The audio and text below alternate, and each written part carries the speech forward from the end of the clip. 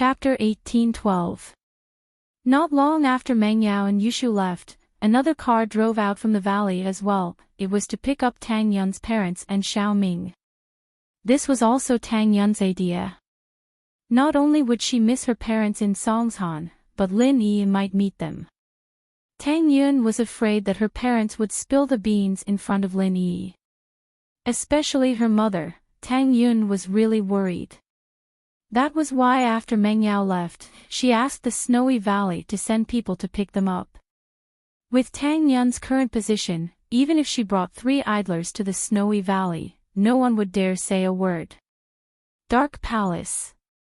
The Dark Shadow Group didn't get any information about the tourists, but they did get news that worried the palace master Wan Air. Chu Pingzhan got into a car accident, and no one knew if he was dead or alive. He was in the intensive care unit of the hospital, and he was still in critical condition. When Elderly told Wan Er about this, Wan Er's face turned pale. How could he have gotten into a car accident? The investment failed, the company went bankrupt, and it was said that he committed suicide. Elderly said as he told the palace master Wan Er about what happened. The investment failed. Even if it failed, he wouldn't commit suicide. Pingzhan isn't a sore loser, why would he commit suicide? Wan Er didn't believe the news, plus, there's Yao Yao, he hasn't even seen me yet, why would he commit suicide? There were witnesses who said that he committed suicide, that he hit the car himself. Elderly sighed. That person. Wasn't he lying? Wan Er still didn't believe that Pingzhan would commit suicide. Not only the eyewitness, the entire incident was recorded on the dashcam of the car that caused the accident. This is the key. Our people have also seen this video. Son-in-law's eyes were lifeless and filled with despair. It should be the eyes of a person who committed suicide. Elderly smiled bitterly and said, although I also don't believe that young master would do such a stupid thing, but this is the truth. Why did his company go bankrupt? Is someone trying to kill him? Wan Er still didn't believe that Chu Pingzhan had committed suicide. I'm not sure if someone is trying to harm him. I can send someone to investigate, but we must hide it from the Grand Elder. Elderly said carefully, however, this isn't the main point. The most important thing right now is how to get the son-in-law out of danger. Great Cyclic Pill and Meridian Opening Pill. Palace Lord Wan Er was slightly taken aback. The Great Cyclic Pill and the Meridian Opening Pill were pills for cultivators to consume. One was a pill that could extend one's life when one's injuries were extremely severe, while the Meridian Opening Pill was a pill that could repair damaged meridians, bones, and internal organs. Tekitara, but it wasn't just for practitioners. Normal people could use it as well, and Pingzhan's current condition required him to take a Great Recovery Pill first, followed by the Meridian Opening Pill. These 2 pills, however, were quite expensive. The Meridian Opening Pill was a little lacking, but the Great Recovery Pill was something even the Sky Elixir sect didn't have many in stock. Not only was it difficult to concoct a Great Recovery Pill, but it also required very rare treasures. It was only natural that it was priceless. And so, Palace Lord Wan had a bitter expression on her face. The relationship between the Dark Palace and the Sky Elixir sect wasn't good at all. They wouldn't even be able to get half a normal pill from the Sky Elixir sect, much less a Great Recovery Pill. The Dark Palace had their own refiners, but they were only at the first level of the golden class. They could barely make the Meridian Opening Pill, but the Great Cyclic Pill was out of the question. But even if it was the Meridian Opening Pill, Wan Er thought that the Grand Elder would be the first to object if she asked for it for Pingzhan, wouldn't he? With that thought, Wan Er's eyes dimmed. I'll try my best. Elderly understood what Wan Er meant, but he didn't have the confidence to ask for these pills. He was an elder of a sect, but it could be said that the rarity of the Dark Palace's pills was even higher than those of the hidden houses, since the Sky Elixir sect would sell a batch of pills that weren't too rare in the public auction every year. But the Dark Palace and the Sky Elixir sect had a tense relationship, and the Dark Palace couldn't bring themselves to bid on the auction. With the Dark Palace's identity, they naturally wouldn't do something like ordering other hidden houses to bid for the pills. Meng Yao and Yushu, on the other hand, didn't run into any more danger on the way back, and the robbers didn't show up again. They had to find their way there, but they were familiar with the way back. After a few days of hard work, they finally made it back to West Star Village. But, although Lin Yi's problem was solved, the Miss and Shu weren't happy at all. The cost of Lin Yi's recovery was too heavy. They went with 4 people, but came back with 3 people. One of them had to stay in Snowy Valley, and they might not be able to meet again. Old Lin's heart sank when he saw Meng Yao and Shu getting out of the car, but Tang Yun wasn't there. Mo Kongwen had already warned him about this, but seeing it happen now, Old Lin still couldn't accept it. Yao Yao, Shu, where's Yun Yun? Old Lin couldn't help but ask. She stayed in Snowy Valley. Ming Yao's face didn't look too good as well. She was the only one who didn't come back. Stayed in Snowy Valley. What do you mean? Old Lin asked in a low voice, looking at Mo Kongwen with a strange expression. She. Meng Yao couldn't hold back her tears at the mention of Tang Yun, and this made Old Lin even more worried. Could it be that something bad happened to her? Old Lin asked with a serious face. No, according to my guess, Tang Yun stayed in Snowy Valley. Mo Kongwen looked at Meng Yao and Yushu and asked. He had already guessed something from their expressions. In fact, from the moment Tang Yun left the West Star Village, Mo Kongwen had already predicted her fate. However, he was powerless to change it.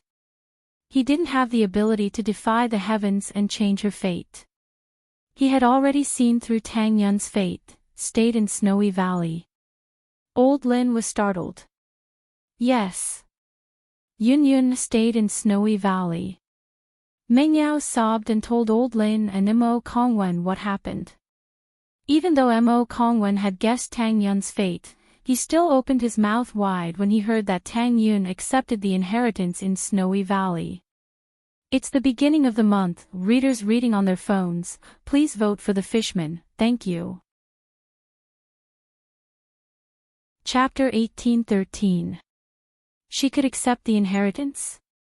One had to know that even a suitable inheritor needed a process and opportunity to understand and accept the inheritance, but Tang Yun completed the process as soon as she went to Snowy Valley.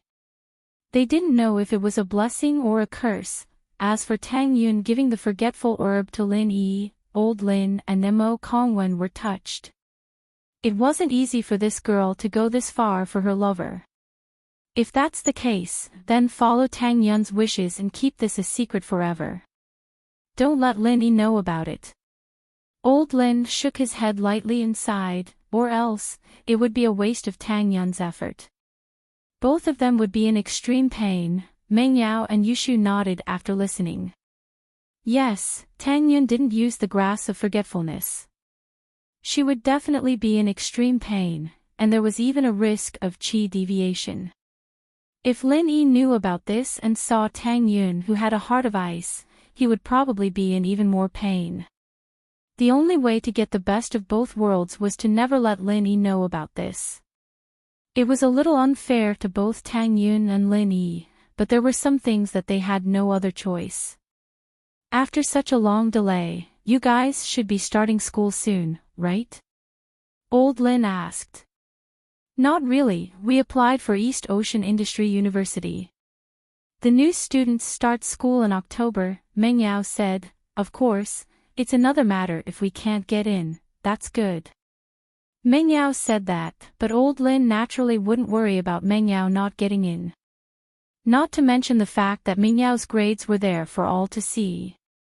Even if she couldn't get in, with Peng Zhan's power, she could still go to school. But it's about time. You guys should go back now, right? Yeah, other than bringing General Wei Wu and Skybolt Pig away, we're also here to say goodbye to you. Meng Yao said, a little sad. Grandpa Lin, we'll definitely come back to visit you when we're free next holiday. It doesn't matter if you visit me or not, but when you're free, go visit Tang Yun behind Lin Yi's back. She'll be very happy, you guys.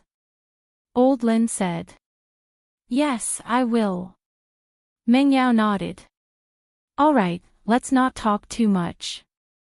Rest here tonight and go on your way tomorrow. Old Lin said. Okay, we'll go say goodbye to Air Gooden. Also, Grandpa Lin, can you leave us your contact? Meng Yao said. Lin Yi had Old Lin's number before, so she didn't record it down.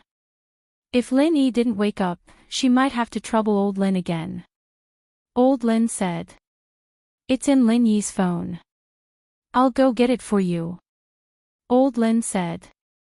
Lin Yi didn't bring his phone, nor did he turn it on. He left it in his room. This was the last night Meng Yao and Yushu would spend in West Star Village. It had been a long journey, but the two didn't feel too tired.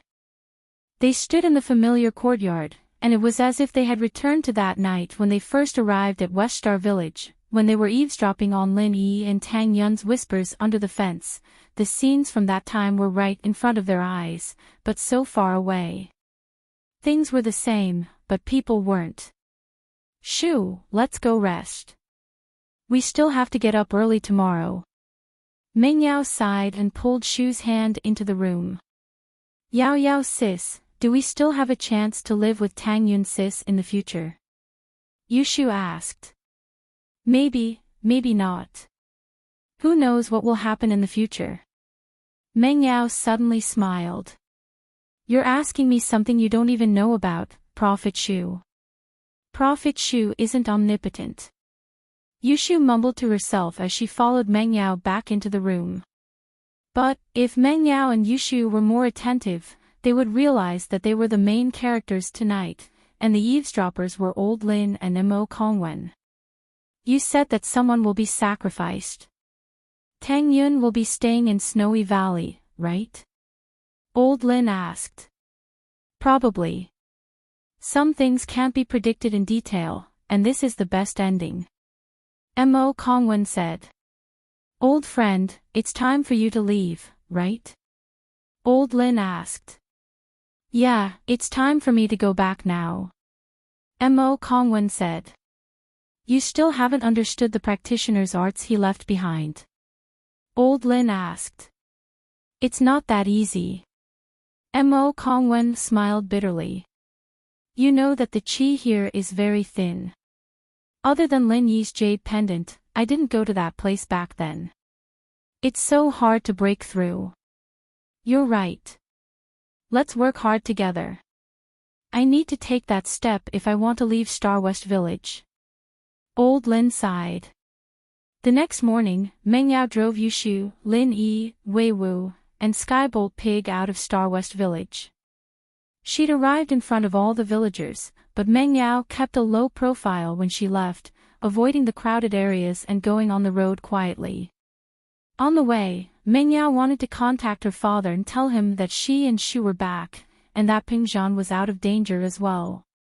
She wanted to let him know that she and Shu were back, and that Peng Zhan was out of danger as well. Meng Yao didn't think much of it when the call didn't go through, thinking that her father was in a meeting or in the underground parking lot. But it had been so many days, and Peng Zhan's phone was still turned off when she called again, hours after that. Meng Yao was starting to panic. And so, she dialed Faubert's number, but it got through this time. Miss Chu. Faubert picked up quickly, but his voice sounded a little low. Is that you? It's me, Faubert. What's wrong? Your voice sounds a little hoarse. Are you sick? Meng Yao paused, but didn't mind. Where's my dad? Why is his phone off? Mr. Chu. Faubert hesitated. He thought that Meng Yao was alone, and it might affect her mood if he told her about Ping Zhan's car accident. It'd be even worse if she got into trouble because of her impatience. And so, Faubert said, he's very busy these few days, with that big project. Miss Chu, is there anything I can help you with? Chapter 1814. I see. Meng Yao didn't suspect anything. Faubert, tell Dad that we're almost home, it's about a day's journey. Meng Yao said. All right, I understand, Miss Chu. At this point, Uncle Fu paused for a moment. Give me a call when you're back. All right, I got it. Meng Yao hung up the phone, relieved as she continued her journey. After another day of driving, Meng Yao finally saw the Songshan toll station sign. Both Meng Yao and Yushu let out a sigh of relief as they exited the toll station. They were finally back. This trip to Star West Village wasn't as happy as they had imagined, but they experienced a lot of things. The two had matured quite a bit after this experience. We're home, it feels so good. Yushu said sincerely. Yeah, I'm finally home. Meng Yao drove the car back to the Sea View Bay Villa area with ease, but the scene in the house shocked her the moment she opened the door. In the living room, there were several bags and luggage piled up in a mess. If it weren't for the familiar furniture, Meng Yao would have thought that she had entered the wrong house. Yao Yao, did we get a burglar? Yushu said, surprised. Burglar? We have more things now, not less. What kind of burglar would put things in someone else's house?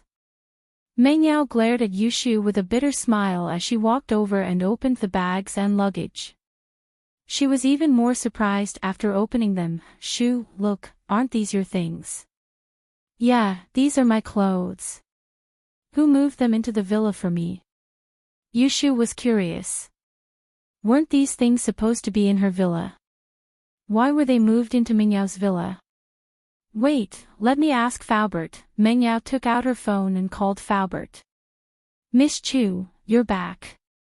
Faubert picked up quickly. Yeah, Faubert, I'm back, but why is the villa so messy? It seems like all of Shu's things were moved in. Meng Yao asked, confused. Miss Chu, wait for me, I'll tell you when I get back. Faubert hesitated. Some things were better said in person. Yeah, okay. Meng Yao didn't realize at all that her family was about to be destroyed. Faubert didn't say anything else as he looked at Ping Zhan's body covered in tubes and wires through the ICU window. His eyes reddened as he turned around and left. The car recorder proved that Ping Zhan had committed suicide, and the driver wasn't responsible for the accident. The company that the driver worked for only gave Faubert a few tens of thousands of yuan as consolation money, and the rest of the medical expenses were naturally covered by Faubert himself. But now that Ping Zhan Industries was in the hands of someone else, Ping Zhan and Lin Yi's shares were all under Ming Yue's name. The small shareholders who used to follow Faubert around were now like a completely different person. Ping Zhan had been hospitalized for a long time, and other than a few old business partners who came to visit him with some consolation money, the small shareholders were all busy sucking up to the new chairman. No one came to visit Ping Zhan at all. What surprised Faubert was that Guangbua, on the other hand, brought his son Xie Jinlong to the hospital with 200,000 yuan in one go.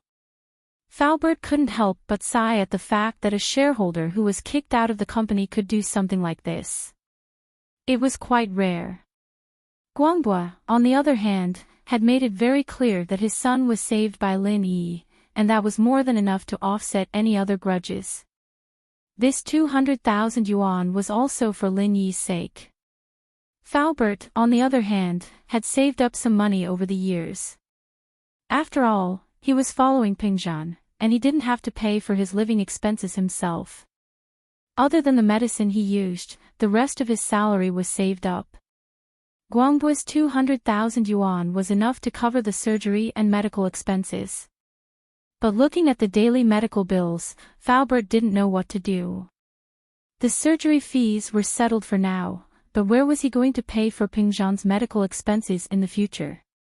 Faubert didn't even want to spend money on public transportation. Right now, Faubert was trying his best to save every cent he had. After all, he had no source of income, and the more he spent, the less money he had. Fortunately, Faubert was a runner, and his walking speed wasn't tiring. He arrived at Mengyao's villa in no time. But when Mengyao opened the door, she was surprised to see Faubert walking in without a car. "Faubert, you didn't drive?" "Miss Chu, let's talk inside." Faubert smiled bitterly. Mengyao was confused, but she still let Faubert into the villa. When the three of them sat down on the sofa, Faubert noticed that Lin Yi and Tang Yun were missing. He couldn't help but ask, "Where's Lin Yi and Tang Yun?" "They're not here." Mengyao and Yushu looked at each other, a bitter smile on their faces. Mengyao didn't want Uncle Fu and her father to worry, so she didn't tell them about Tang Yin staying in Snowy Valley. Now that they were home, however, Mengyao didn't need to hide it anymore. She told Uncle Fu everything that had happened. "So you're saying that Lin Yi hasn't woken up yet? And Tang Yun is staying in Snowy Valley and can't come back?" Faubert looked at Mengyao and Yushu, stunned. He didn't know what to say. Originally, Faubert had placed all his hopes on Lin Yi. After all, Lin Yi's medical skills were superb. As long as Pingzhan's life was saved, Lin Yi should be able to cure him. He could see that Lin Yi was very good at healing his meridians and Wu Qintian and General Wei Wu's wounds. Plus, Lin Yi's social connections were very deep. He maintained good relationships with all the noble houses. Although Pingzhan Industries was gone, with Lin Yi's connections, it wasn't impossible for them to make a comeback. So, Faubert was very happy when he heard that Mengyao was back, but now, not yet, but the people in Snowy Valley said that he should wake up in about a month. Mengyao said, "Right, Faubert, what's with the things in this house?" "I think they were all moved from Shu's house." "A month. There's still a month." Faubert frowned deeply. Facing the huge expenses every day, Faubert was already struggling to make ends meet. Lin Yi still needed a month to wake up, and when he woke up, he might not even be able to recover his strength.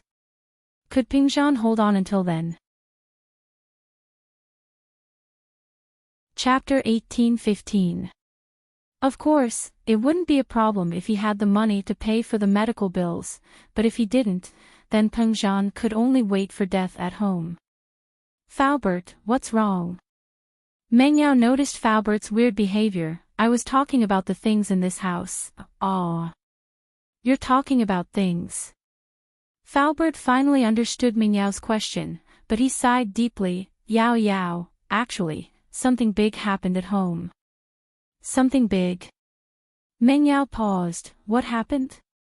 "Mr. Chu. His investment failed, and he killed himself." Faubert knew what kind of blow this news would bring to Mengyao, but he couldn't hide it from her. "What?" Mengyao stood up abruptly, looking at Faubert in disbelief. "Faubert, what did you say?" "Dad killed himself. Mr. Chu's investment failed and he committed suicide by crashing his car. Although he didn't die on the spot, he's still in the hospital's intensive care unit. He's still in critical condition." Uncle Fu nodded and said in a heavy voice, "I wanted to tell you about this earlier, but I was afraid you'd worry and get distracted while driving, so I waited for you to come back." "I'm sorry, Miss Chu." "Faubert, don't say that." Mengyao was devastated, but she knew that Faubert was thinking for her sake. After going through Lin Yi's deviation and Tang Yin staying in Snowy Valley, Mengyao was a lot stronger and more mature than before. She was worried about her father's safety, but she endured the pain and asked, "Faubert, what happened? How did Dad lose his investment?" "I'll have to start from the deal with Housen," Faubert said as he told Mengyao about Pingzhan and An Mingyue's deal. He said helplessly. I tried to persuade Mr. Chu to stop while he was ahead, but it was like he was possessed. He insisted on mortgaging his property and shares, and he lost everything in the end. I'm really sorry, Miss Chu, Faubert, it's not your fault. Mingyao's tears gushed out when she heard that her father crashed into a speeding car when he had nothing. But she didn't blame Faubert. She knew that Faubert never interfered with her father's investments. Even if Faubert tried to persuade her father this time, her father wouldn't listen to Faubert completely. Miss Chu, Mr. Chu isn't out of danger yet, but there's still hope. My condolences, as long as there's life, there's hope. When Lil Yi wakes up, we might have a chance to make a comeback. Faubert's eyes flashed coldly. We'll get back what we've lost. As long as there's hope. Meng Yao nodded, feeling a little better. But from the second half of Faubert's words, she could sense something else. Faubert, are you suspecting something? Miss Chu, I don't have any proof, but Housen. Faubert's eyes flashed with anger again. I'm afraid that Housen didn't have any good intentions from the start. It's just that I can't find anything wrong with them. Are there any problems with the trading records? Meng Yao asked. There's nothing wrong with them, but the trading was done overseas, and the records were only provided by an Mingyue. I can't find the original records. Faubert shook his head. Don't tell me, it's possible to lose everything and lose everything. Meng Yao was a little surprised. She didn't know much about futures, but she had seen stocks before. Even if a stock lost money, it shouldn't be a loss, right? They're using margin trading, so 100% loss is normal. There's no problem with that. Faubert said, but I'm afraid that these trading records are fake, made up by someone. It seemed that no one was an idiot. Housen may have done it flawlessly, but Faubert still had his suspicions. Housen didn't care, though. So what if they had suspicions? It was a foregone conclusion. Housen. Meng Yao wiped away her tears, remembering the name. Miss Chu, this villa doesn't belong to us anymore. It belongs to Housen, but Zhang Wen said that he's your friend, and he didn't want you to be homeless. That's why he fought with his father to keep the villa. Faubert said, I don't know if Zhang Wen's part of it, or if he's being sincere, but it's best if you don't interact with them in the future. I know. Meng Yao didn't expect that the villa wasn't hers anymore. She looked at the familiar scene and felt a little sad, so Shu's stuff was moved here. Yes. Uncle Fu nodded and said, by the way, Miss Chu, Faubert, why are you still calling me Miss Chu? How am I a rich young miss? Just call me Yao Yao. Meng Yao was a little sad after what she'd gone through. Alright, Yao Yao, I don't have much money left, and Mr. Chu's medical fees haven't been settled yet. Can you take out the pocket money in your card and give it to me first? Uncle Fu didn't bother with the details and asked directly. Of course. Meng Yao said naturally, but her face changed slightly. Wait. I don't have any money left, you don't have any. Faubert paused. We were robbed on the way. With that, Meng Yao told Lin Yi about the dangerous scene on the road, and how Shu was able to turn the situation around with her quick wits. Man, money is just a worldly thing. It's fine if it's gone, but right now, we don't have any money. Faubert, naturally, wouldn't blame Meng Yao. In that situation, he would have given her 5 or 10 million, let alone 1 million. Maybe I should ask my brother how much money my family can take out. It's hard to say if it's a lot, but a few 100,000 should be possible. Yushu's family wasn't rich. Her parents were researchers, and her grandfather was retired. Her brother's salary wasn't that high either. Other than his own living expenses, there wasn't much they could save. No need to ask. House Chen and House Song's money was probably all lent to Fatty Lai. Faubert shook his head. He knew about the bankruptcy of Miracle Dr. Guan's medical company. If Fatty Lie still had money, Faubert would have gone to borrow it already. He wasn't familiar with him, but with his relationship with Lin Yi, it wouldn't be a problem. The problem was that Fatty Lie couldn't even protect himself now. Chapter 18:16. Meng Yao and Yushu knew about Fatty Lie's situation as well, and they all fell silent at the thought of his situation. Holy Church, forget it, I'll think of something. You guys just came back, you should rest first. Faubert stood up, but how was he supposed to think of anything? He was just trying to comfort himself.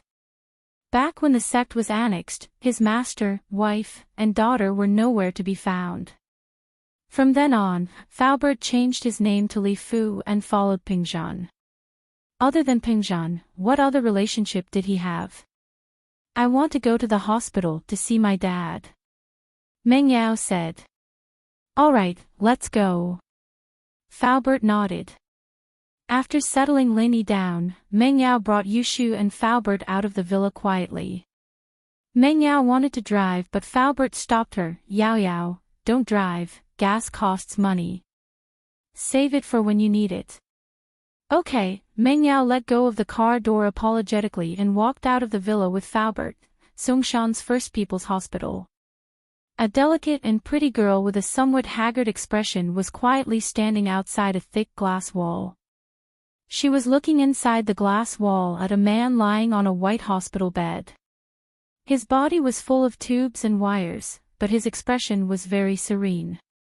Beside her was a middle-aged man and a voluptuous girl who was shorter than her by a head. Yao Yao, I just asked the doctor, if there are no accidents, Mr. Chu should be able to pass tonight. Faubert said, you don't have to worry too much. That's good. Meng Yao breathed out in relief. Faubert, thank you for taking care of him these days. What are you talking about? Mr. Chu and I are old friends. Faubert waved his hand. Let's leave, there's no point in standing here, Meng Yao said as she looked at her father, her heart aching a little as she looked at him. Why at this time?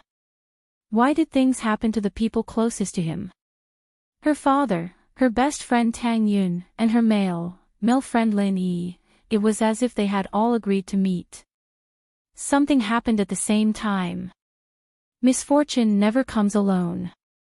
Meng Yao had experienced it firsthand. Fortunately, everything was developing in a good direction. As long as his father could survive for a month and wait for Lin Yi to wake up, everything would be fine.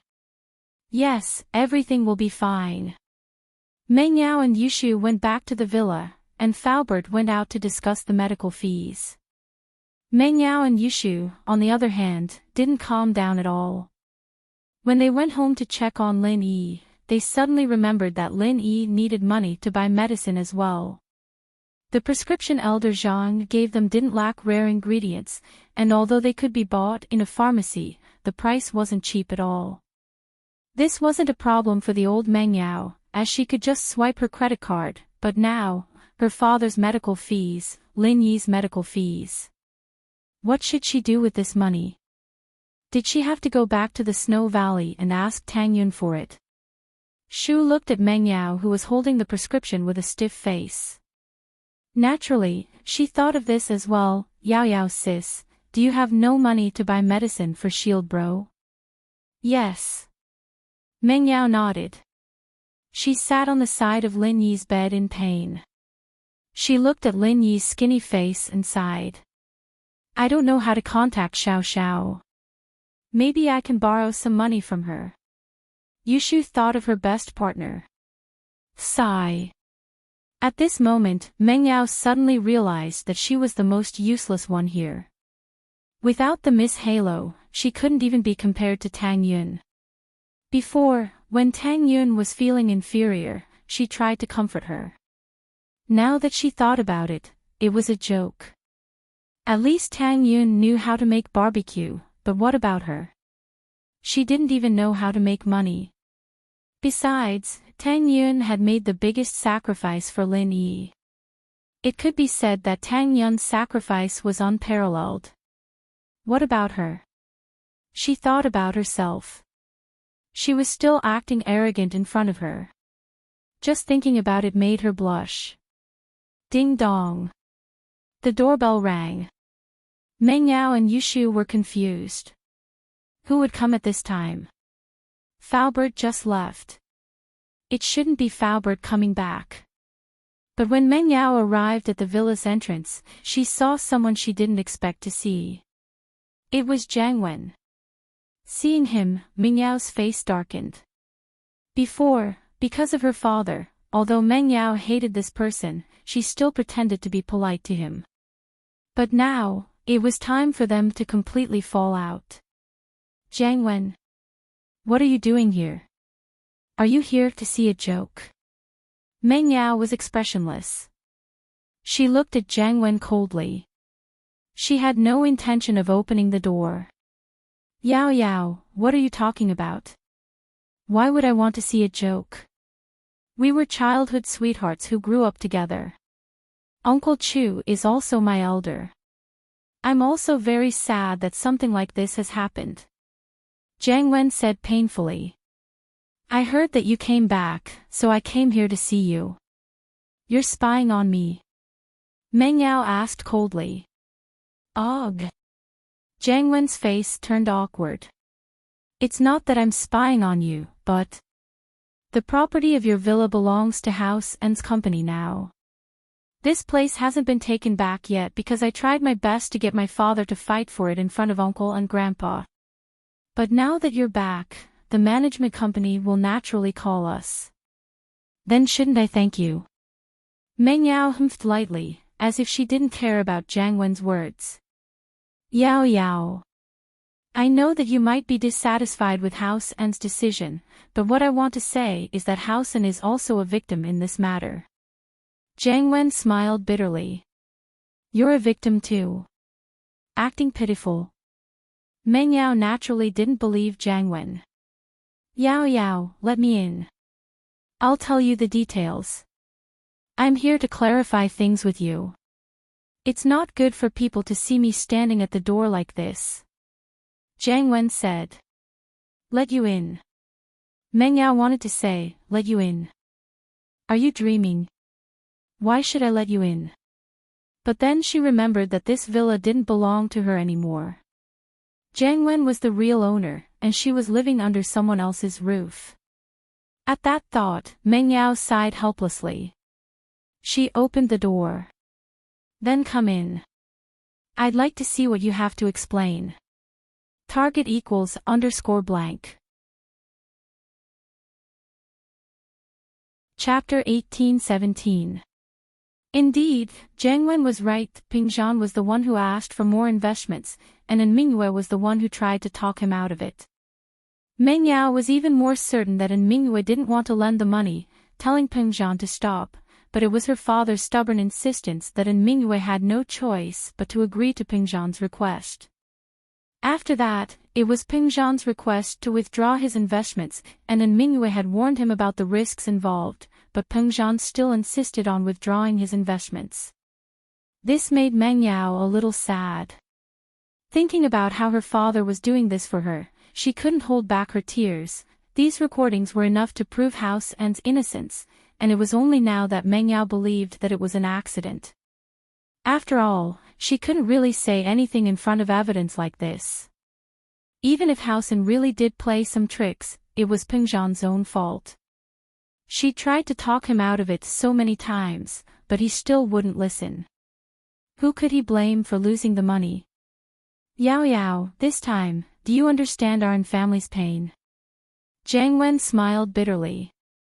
Actually, we didn't get anything out of this at all. We basically used this money to buy these shares and properties. Can you send me the recordings of these phone calls? Meng Yao took a deep breath. Faubert didn't know about this, and House N didn't explain much to Faubert. St. Hall, as far as Jiang Wen was concerned, he had to explain it to Meng Yao personally for this to work. He had other things to do, after all, and this was just a prelude to get close to Meng Yao. Of course. Jiang Wen nodded. But here's a video of the signing, you can have a look. With that, Jiang Wen opened the video of Pingzhan and Mingwei signing the contract. Of course, the video was edited, and there were some things Meng Yao shouldn't have seen. Meng Yao looked at her father's happy face after getting the money, and she knew that her father had done this out of his own volition. This meant that Housen really didn't have much to do with it. Of course, Meng Yao had forgotten about the hypnotist as well. But who would have thought that there was a hypnotist involved in this? Moreover, even an ordinary hypnotist would find it hard to do such a flawless job. Of course, a hypnotist from the Fire Wolf gang was a different story. The Fire Wolves were all experts in the study of the human body's potential and limits. Hypnosis was also a way to stimulate the human body's potential. If Meng Yao had been thinking from a normal perspective, she wouldn't have suspected a hypnotist at all. All right. I believe you. This matter has nothing to do with you. Meng Yao was a straightforward person, and she had no reason to suspect Housen in front of all this evidence. It's fine. If people don't know the truth, they'll really suspect us. Jiang Wen smiled bitterly. I'll send it to your phone now. Meng Yao nodded. I understand, it's not your fault. It's Daddy's fault for being too impatient. Is there anything else you need? Here's 100,000. I heard that Uncle Chu really needs money right now, so I took out half of my private stash and gave it to you. Jiang Wen said as he took out the 100,000. He was a little apologetic. Because of what happened before, my father's position in the company has been temporarily revoked, so my pocket money has been reduced a lot. This is all I can give you, Meng Yao really wanted the money, but she didn't want to owe Jiang Wen anything. She wouldn't have cared about 100,000 in the past, but now she really wanted it. She didn't want to owe Jiang Wen a favor just because of 100,000, and that was something she didn't want to owe Jiang Wen a favor. Oh, give it to me. Yushu took the money from Jiang Wen's hand and said, I'll take it. It was Jiang Wen's turn to feel helpless. He took out the 100,000 to get on Meng Yao's good side. He didn't want Meng Yao to feel like he owed her, but at the very least, he wanted her to think that he was treating her well. But it was different now that Yushu took the money. He didn't need Yushu to owe him anything. He just wanted to get as far away from this bad girl as possible. But since Yushu had taken the money, he couldn't take it back. Not only would he lose face, but it would also make Meng Yao feel like he wasn't giving her the money with sincerity. It wasn't worth it. And so, Jiang Wen said without hesitation. It doesn't matter who I give it to, it's for Uncle Chu. It's a token of my sincerity. Thanks. Meng Yao felt a little better now that she didn't have to take the money herself. Right, Yao Yao, the amusement park belongs to us now. But Uncle is planning on developing the land around the amusement park. Are you interested in joining in? Jiang Wen finally revealed his main purpose for coming here. What do you mean? Meng Yao frowned. The amusement park belongs to your family now. What does it have to do with me? Uncle's planning on building a safari park near the amusement park. After all, it's surrounded by mountains and rivers. It's a beautiful environment, and Songshan lacks a big zoo. So Uncle's planning on training me and putting me in charge of this project. Jiang Wen said. Yao Yao, I'd like to invite you to join in the development. Me? What for? Meng Yao still didn't understand what Jiang Wen was planning. Yao Yao, actually. I feel really bad seeing Uncle Chu like this. These properties belong to us now, but I think it's just temporary. As long as I work hard, I'll definitely get them back for you. Jiang Wen said. Get them back for me. Meng Yao looked at Jiang Wen, surprised. Was there something wrong with this guy? Yeah, if I perform well, then I'm sure Grandpa will agree to it. But the prerequisite is that you have to be with me.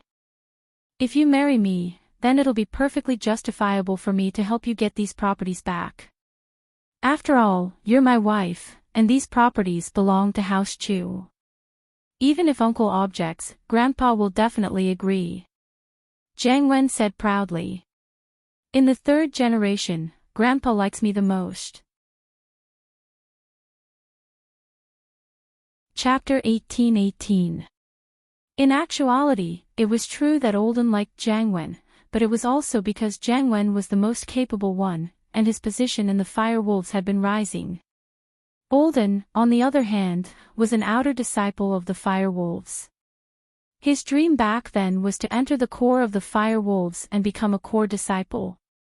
One had to know that core disciples of the Fire Wolves could become practitioners, and Jiang Wen, if he did a few more things, the Fire Wolves would probably give him foundation building pills to help him train. Marry you? Meng Yao smiled. She finally understood what Jiang Wen's goal was. He wanted her to marry him, and as for developing an amusement park, it was just a way to build up their relationship. As long as their relationship was built up, everything else would be fine. Meng Yao smiled. She finally understood what Jiang Wen was trying to say. But Meng Yao didn't like Jiang Wen at all. Even when the temptation was right in front of her, Meng Yao didn't move. She didn't know why, but there was a belief in her heart. If Lin Yi woke up, then everything would be fine. Even if she lost a lot, as long as Lin Yi was there, then she could make a comeback. Yeah, you know that even if I'm loved by Grandpa, if you weren't my girlfriend, Grandpa wouldn't agree to me returning all these properties to you. Jiang Wen opened his hands and smiled bitterly. Ao Yao, you might think that I'm taking advantage of you, but this is the only way I can think of.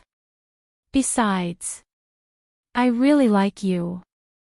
I'm sorry. I still need to go to school, I'm not interested in this theme park. Meng Yao shook her head, rejecting Jiang Wen's suggestion. Sigh, in any case, I'm just saying. You should think about it. After all, I don't want you to lose House Chu's properties. I heard that it was your grandpa's hard work. Jiang Wen said. Thank you. But I'm not thinking about marriage or work right now.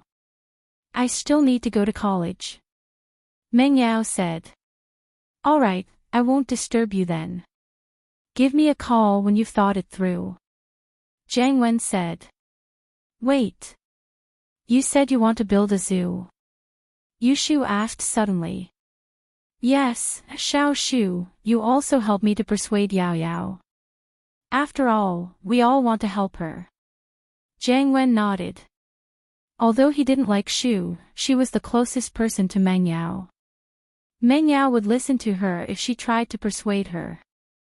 Are you guys buying a lot of animals? Yushu asked. Of course, how can there be no animals in a zoo? Jiang Wen didn't know why Yushu was asking this, but he answered honestly. That's good. I have a lion here. I'll sell it to you. It doesn't have to be too expensive, just 200,000 or 300,000 will do. Yushu demanded. Ah. Jiang Wen paused, not knowing what to say. It's better to make a cooked one than a raw one. We're already so familiar with each other, and Yao Yao needs money. You won't reject it, will you? Yushu asked. Ugh. I'll buy it, of course. 300,000, right. All right, I'll talk to Uncle about it. I'll definitely buy it. Jiang Wen was troubled. His cooperation with Meng Yao didn't work out, and he got a lion for nothing.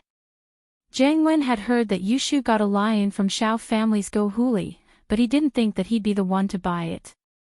More importantly, the zoo was a project he came up with on a whim. The goal was to get in touch with Meng Yao. If Meng Yao didn't participate, why would he even bother with the zoo? He didn't have the time to do that. There were more profitable projects waiting for him. That's great, I'll get someone to send the lion to you later. Yushu said. Jiang Wen left Meng Yao's house, troubled. He felt helpless. Nothing good ever happened to Yushu. This girl always found trouble for him. What the hell? Meng Yao couldn't help but smile at Shu's actions, but she didn't stop her. One was willing to get hit, and the other was willing to suffer. With Shu here, other than Lin Yi, she'd take advantage of everyone else. Jiang Wen was asking for it. Shu, do you think that Dad's incident really has nothing to do with Jiang Wen? Meng Yao said helplessly as she looked at the evidence on her phone. Who knows? This guy might not even be telling the truth. Yushu doesn't have a good impression of Jiang Wen. But there's evidence. Meng Yao said. That's true. But we'll have to wait until Uncle Chu wakes up. Yushu said. Hidden House Yu. Yu Bing's letter had arrived. If it were any other disciple of the Ice Palace, they wouldn't be able to enjoy this kind of treatment. But Yu Bing could write a letter to his family once a month, and he could even receive letters from House Yu through the Ice Palace. The other outer sect disciples had to be in the sect for at least a year before they could enjoy the privilege of writing letters to their families, but Yu Bing had the care of the future sect master of the Ice Palace. Not only did he receive more elixirs than the other outer sect disciples, but he also had more privileges than the other outer sect disciples. But even so, no outer disciple dared to object. Who told him to be so close to the future sect master of the Ice Palace? This time, Yu Xiaoqin's letter gave Yu Bing quite a shock. Xiaoqin questioned Yu Bing in the letter. Why did he hide the fact that Lin Yi participated in the tomb robbery, and that he got the qi gathering pill? Yu Bing, on the other hand, thought that his father knew everything when he saw the letter. He quickly explained everything, admitting that he knew that Lin Yi had participated in the tomb raiding, and that he had a qi gathering pill with him. But he couldn't be loyal at the same time, and he couldn't betray his friend, so he hid it from his father. In truth, Yu Bing's explanation was because he thought that his father knew everything. He didn't know that it was all a coincidence. Yu Xiaoqin didn't know the truth of the matter, and only heard Yu Huixing's side of the story. That was why he wrote such a vague letter to Yu Bing. He didn't want to expose himself, so naturally he didn't say too much. He only asked a few general questions, but Yu Bing had a guilty conscience, and so this was the result. If Yu Huixing knew about this misunderstanding, he'd probably be laughing so hard that he wouldn't be able to close his mouth. He'd just randomly made up a lie to frame Lin Yi, and now Yu Bing was telling the truth. Even the heavens were helping him. Chapter 18-19. Looking at the letter in his hands, Xiaoqin's face darkened even more. After confirming Yu Huixing's words, Xiaoqin immediately went to the mountain where the old Yu was in isolation. Under Yu Yi's lead, Xiaoqin once again met the old Yu. Saint Hall, father, Yu Bing's reply is here. Xiaoqin didn't waste time with pleasantries and went straight to the point. Oh. What did Yu Bing say in the letter? Old ancestor Yu opened his eyes and asked. Yu Huixing didn't lie, Lin Yi did participate in the tomb raiding, and he did have the qi gathering pill. Xiaoqin said as he handed the letter to the old Yu.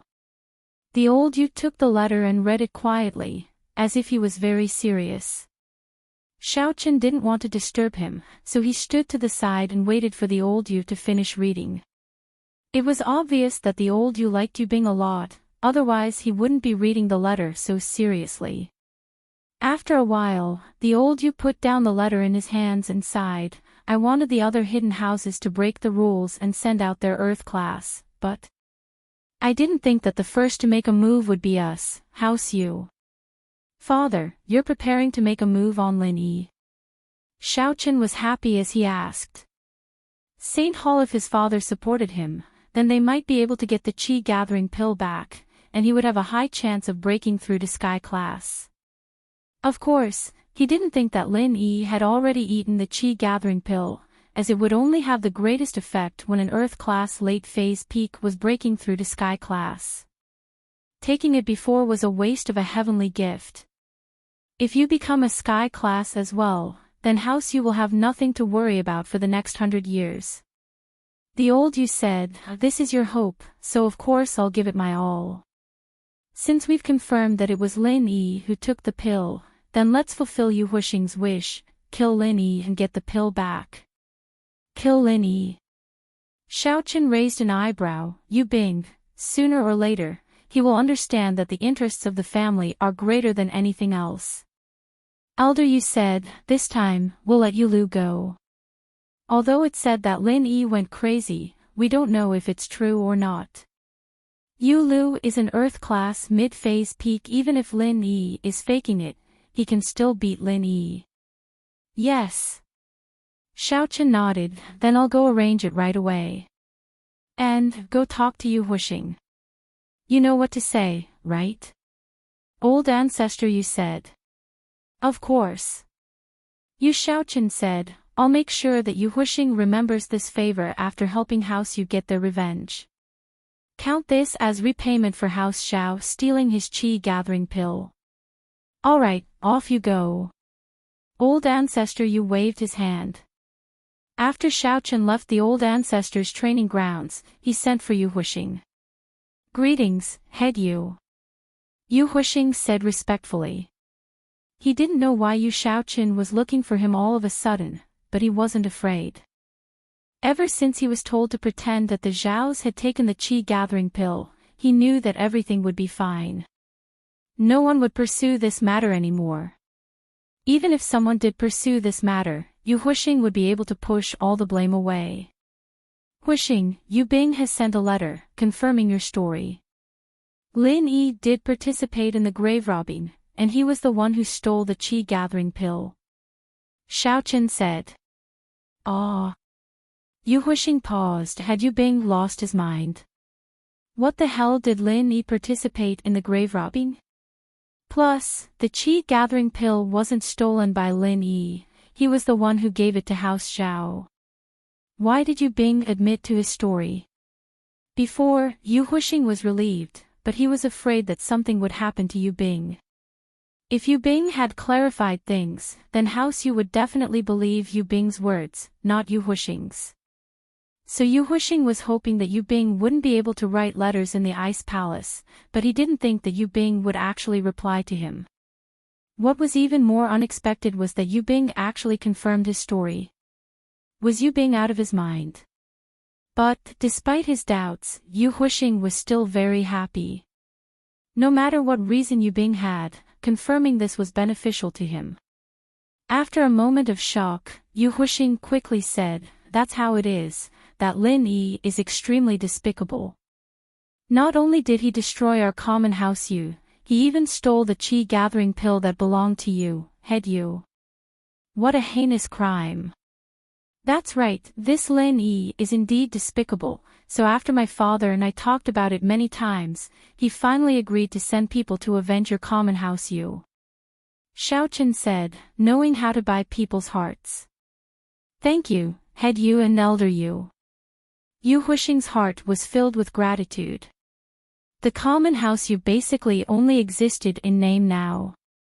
Yu Huixing was filled with hatred, but after hearing that Lin Yi had become an Earth class, he didn't have the courage to take revenge anymore.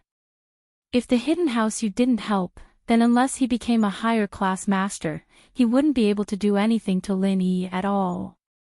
Plus, he was someone who was especially afraid of death. Before he completely suppressed Lin Yi's strength, he wouldn't do anything rash. You're welcome, this is what we should be doing. The common House Yu may not have a successor, but you can support a few other relatives. I heard that Yu Haitian isn't bad, let him and Yu Kun take care of House Yu together. Xiaochen said, but, House Yu will just be doing business from now on, don't participate in training anymore. Yes. Yu Huixing sighed heavily. If the common House Yu stopped training, then what difference was there between them and normal businesses? This meant that the common House Yu would be completely marginalized from now on, they wouldn't have the glory they had before. But, this was the best solution. At least the hidden House Yu would still support House Yu. Otherwise, it was hard to say if House Yu could survive. Without a practitioner, any house with a practitioner could step on them. This time, I'm going to let Yulu go find Lin Yi for revenge. Is there anything else you want to say? Xiaochen asked. Nothing, it's all up to you, head Yu. Yu Huixing wanted to say that he wanted to take revenge himself, to kill Lin Yi with his own hands. But in the end, he didn't have the courage to say it, because he was afraid of dying. He was afraid that Lin Yi was faking it. Even if Yu Lu, an Earth-class mid-phase peak, went with him, he was afraid that Yu Lu wouldn't be able to protect him. And so, Yu Huixing gave up when it came down to it. Chapter 1820. Xiaochen, naturally, didn't say anything. He told Yu Huixing to leave and went to find Yu Lu. Yu Lu, I'll give you a mission this time. Yes, House Head Yu, please instruct me. Yu Lu was a direct descendant of House Yu, and he was extremely loyal to House Yu. He was a brainwashed loyalty. Whatever Xiaochen told him to do, he'd do it. Heart, go to Songshan and help me get rid of someone, then get the qi-gathering pill back from him. Xiaochen said. Yes. Yu Lu didn't even think about it. Please tell me, House Head. This person's name is Lin Yi. I'm sure you've heard of him. Here's his information and address. When you get there, just deal with him directly. As for the people around him. Xiaochen paused before continuing seriously. Don't touch the people around him, especially the two girls with him, don't hurt them. Every debt has its debtor, and we, House Yu, can't be too domineering. We just need to find trouble with Lin Yi. I understand. Yu Lu nodded. In actuality, Xiaochen didn't need to explain so much. There was no doubt about Yu Lu's loyalty. Whatever Xiaochen said, he'd do it, unlike Yu Huixing, who still had some ulterior motives. Holy Hall, alright, you can go now. Xiaochen said to Yu Lu after giving his orders. Yu Lu, on the other hand, disappeared in a flash.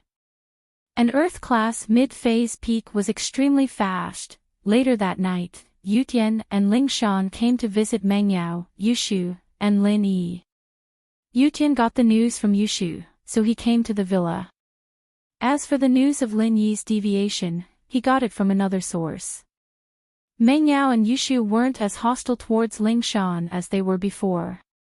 They knew the results of the Noble House meeting, and Ling Shan was now on Lin Yi's side. While the vixen liked Lin Yi, she was still a mystic late-phase peak. While Lin Yi was unconscious, she could be a helper, protecting Lin Yi. Brother, Fox Song. Yu Shu opened the door. Shu, don't say that, call her Lingshan sis. Yu Tian scolded. Still not Lingshan sis, she wants to be Shield Bro's wife. I'm just a small wife, but she's at least 6 or 7. You should call me Shu sis. Yu Shu said. Heart, Lingshan, don't mind her. Shu's just like that. Yu Tian didn't know if he should be laughing or crying at Shu's behavior. It's fine, I'll follow the rules when I come in.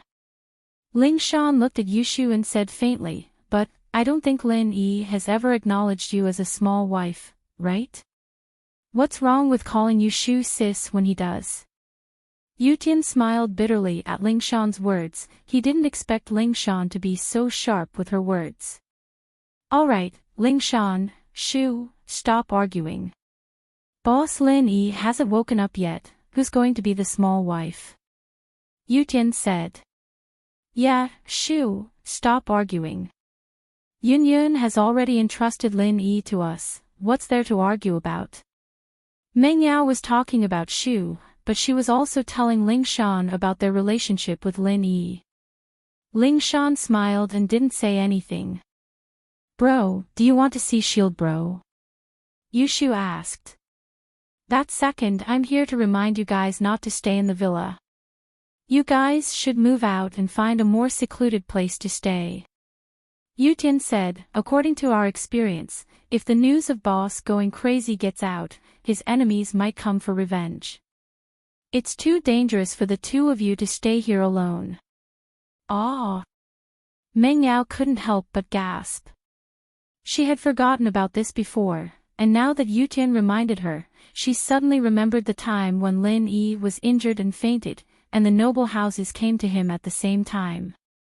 She still had lingering fear when she thought about the situation at that time. Lin Yi had woken up at the critical moment, but what about now? It was impossible for Lin Yi to wake up now, and if more enemies came to their door, there was only one way. According to the information I received, at least the hidden house Pai behind Xiao family and the hidden house Yu behind house Yu won't let this go easily, so you guys better leave here as soon as possible. If these two houses send masters, Yu Tian bro, and I won't be able to fight them even if we work together. Ling Shan said. Thanks for the reminder, we'll pack up now. Meng Yao nodded decisively after listening. She didn't have the slightest bit of nostalgia for this huge villa.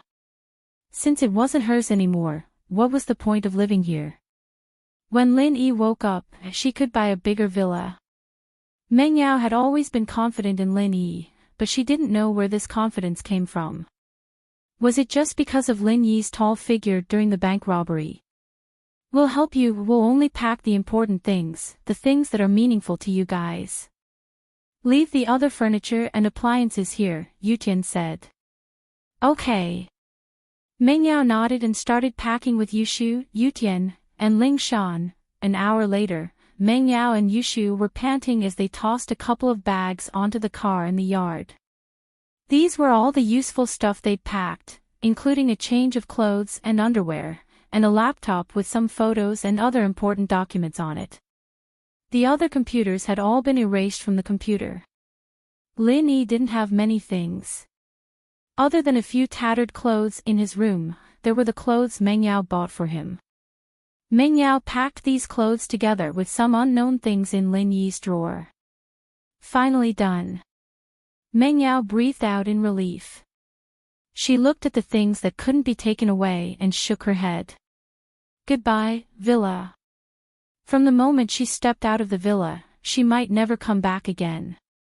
But, just when Meng Yao and Yushu put Lin Yi in the car and were about to leave, something unexpected happened. An uninvited guest came to the villa's doorstep, and even with Yu Tian and Ling Shan's strength, they couldn't tell how this person got here. It was as if he just appeared out of thin air, without any warning. Chapter 1821. Stalling for time, who's Lin Yi? The person asked directly, get him out here. Who are you? What are you doing here? Yu Tian was shocked as he barked at the person.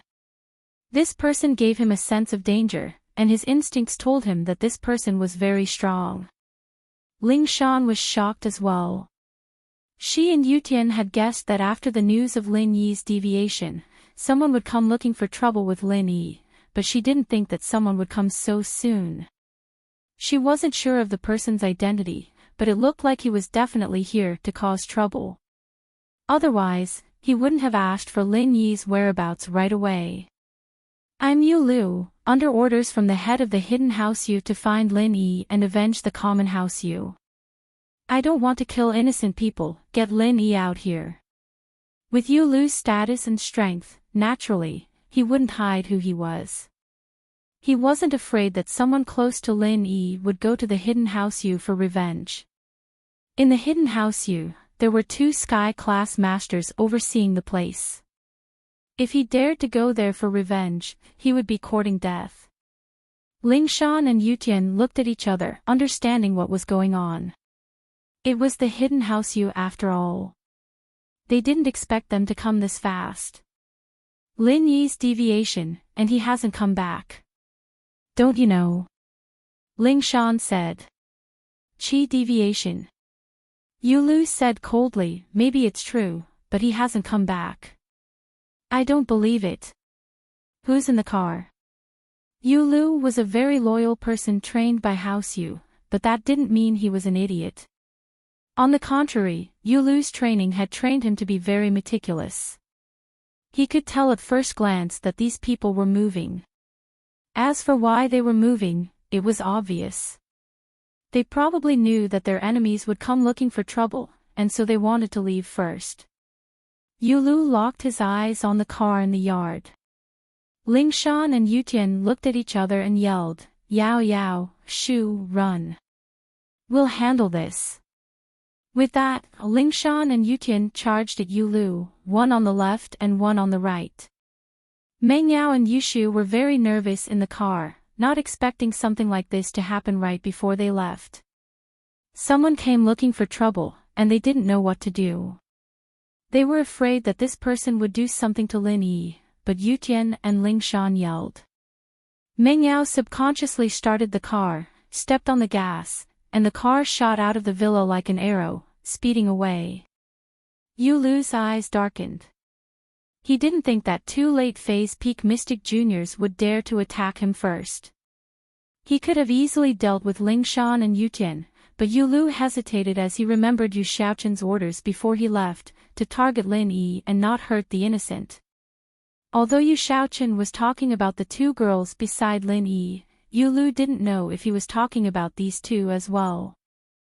He didn't know why Xiaochen wanted him to target Lin Yi, but he didn't question it.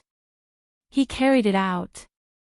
And because of that, he hesitated, not knowing how to deal with Lingshan and Yutian. And it was this moment of hesitation that gave Mengyao the chance to drive away. Otherwise, with Yulu's skills, it would be a piece of cake for him to stop Mengyao and Yushu. "Move, or I won't go easy on you," Yulu warned faintly. Mengyao and Yushu had left, but Yulu was confident that he could catch up to them in a short amount of time. After all, there were only a few roads in the villa area, and with his speed, he would be able to find them. In order to make these two retreat, Yulu channeled his practitioner's arts as well, and in an instant, his Earth-class mid-phase peak was on full display. His chi pressed down on Lingshan and Yutian. Lingshan and Yutian's faces changed. They knew their opponent's strength now. It was an Earth-class mid-phase peak. If they were facing someone who just entered Earth-class early phase, Lingshan and Yutian would have a chance if they worked together, but this was an Earth-class mid-phase peak. They had no chance at all. They weren't Lin Yi, and they didn't have the ability to fight someone stronger than them. Facing someone this much stronger than them, there was only one possibility: defeat. "I'm a police, you're trespassing on private property, come back with me for investigation," Lingshan said. Rain 6 paused. He'd thought that these two would be suppressed by his aura and retreat, or maybe they'd come at him without a care for their lives, but he didn't think that Lingshan would say something like this. "Trespassing." Yulu scratched his head, but didn't do anything. He explained, "I'm from a hidden house." "I understand, I'll notify the investigation department," Lingshan said. Yulu was about to say that he was from a hidden house, and that he was bound by the association, but when he saw the cunning look in Lingshan's eyes, he understood immediately. This person was trying to stall for time, giving the other side a chance to escape. With that thought, Yulu didn't bother with Lingshan anymore. He turned around, wanting to chase after Yushu and Mengyao. Lingshan and Yutian understood immediately that Yulu understood. Lingshan's words did stall for time, but they couldn't guarantee that Yushu and Mengyao wouldn't be able to escape. They stood in front of Yulu, not letting him leave. "Move, or I won't go easy on you," Yulu said coldly. "Two mystic late phase peak, are you guys tired of living?" At this point, Yulu had guessed that these two were from noble houses as well. He didn't know which noble house they were from, but they were definitely with Lin Yi. Yulu was raging inwardly. These two mystic juniors were messing up his plans, and he wanted to kill them immediately. But, remembering what Xiaochen had told him, he didn't do it. After all, he didn't understand what Xiaochen meant. Xiaochen's words were very vague, and Yulu didn't know if Xiaochen only wanted the two girls with Lin Yi to be harmed, or did he want everyone else to be harmed. After all, Xiaochen had added that House Yu had a debtor, and he couldn't be too domineering. Target equals _blank. Chapter 1822. Us two juniors are untalented, we'd like to experience your strength. Yutian forced himself to speak to Yulu. Yulu frowned, he didn't expect these two to be so persistent. A wave of frustration rose in his heart as he pushed his palms out, one on the left and one on the right. It seemed like he was pushing them out randomly, hitting Lingshan and Yutian on the left and right. An Earth-class mid-phase peak and a mystic late-phase peak were worlds apart. They couldn't be compared at all, especially with Yulu's skills. He could kill Yutian and Lingshan with ease. But Yu Xiaoqin's warning made Yulu cautious. He used his skills, he didn't use his full strength, only sending Lingshan and Yutian flying.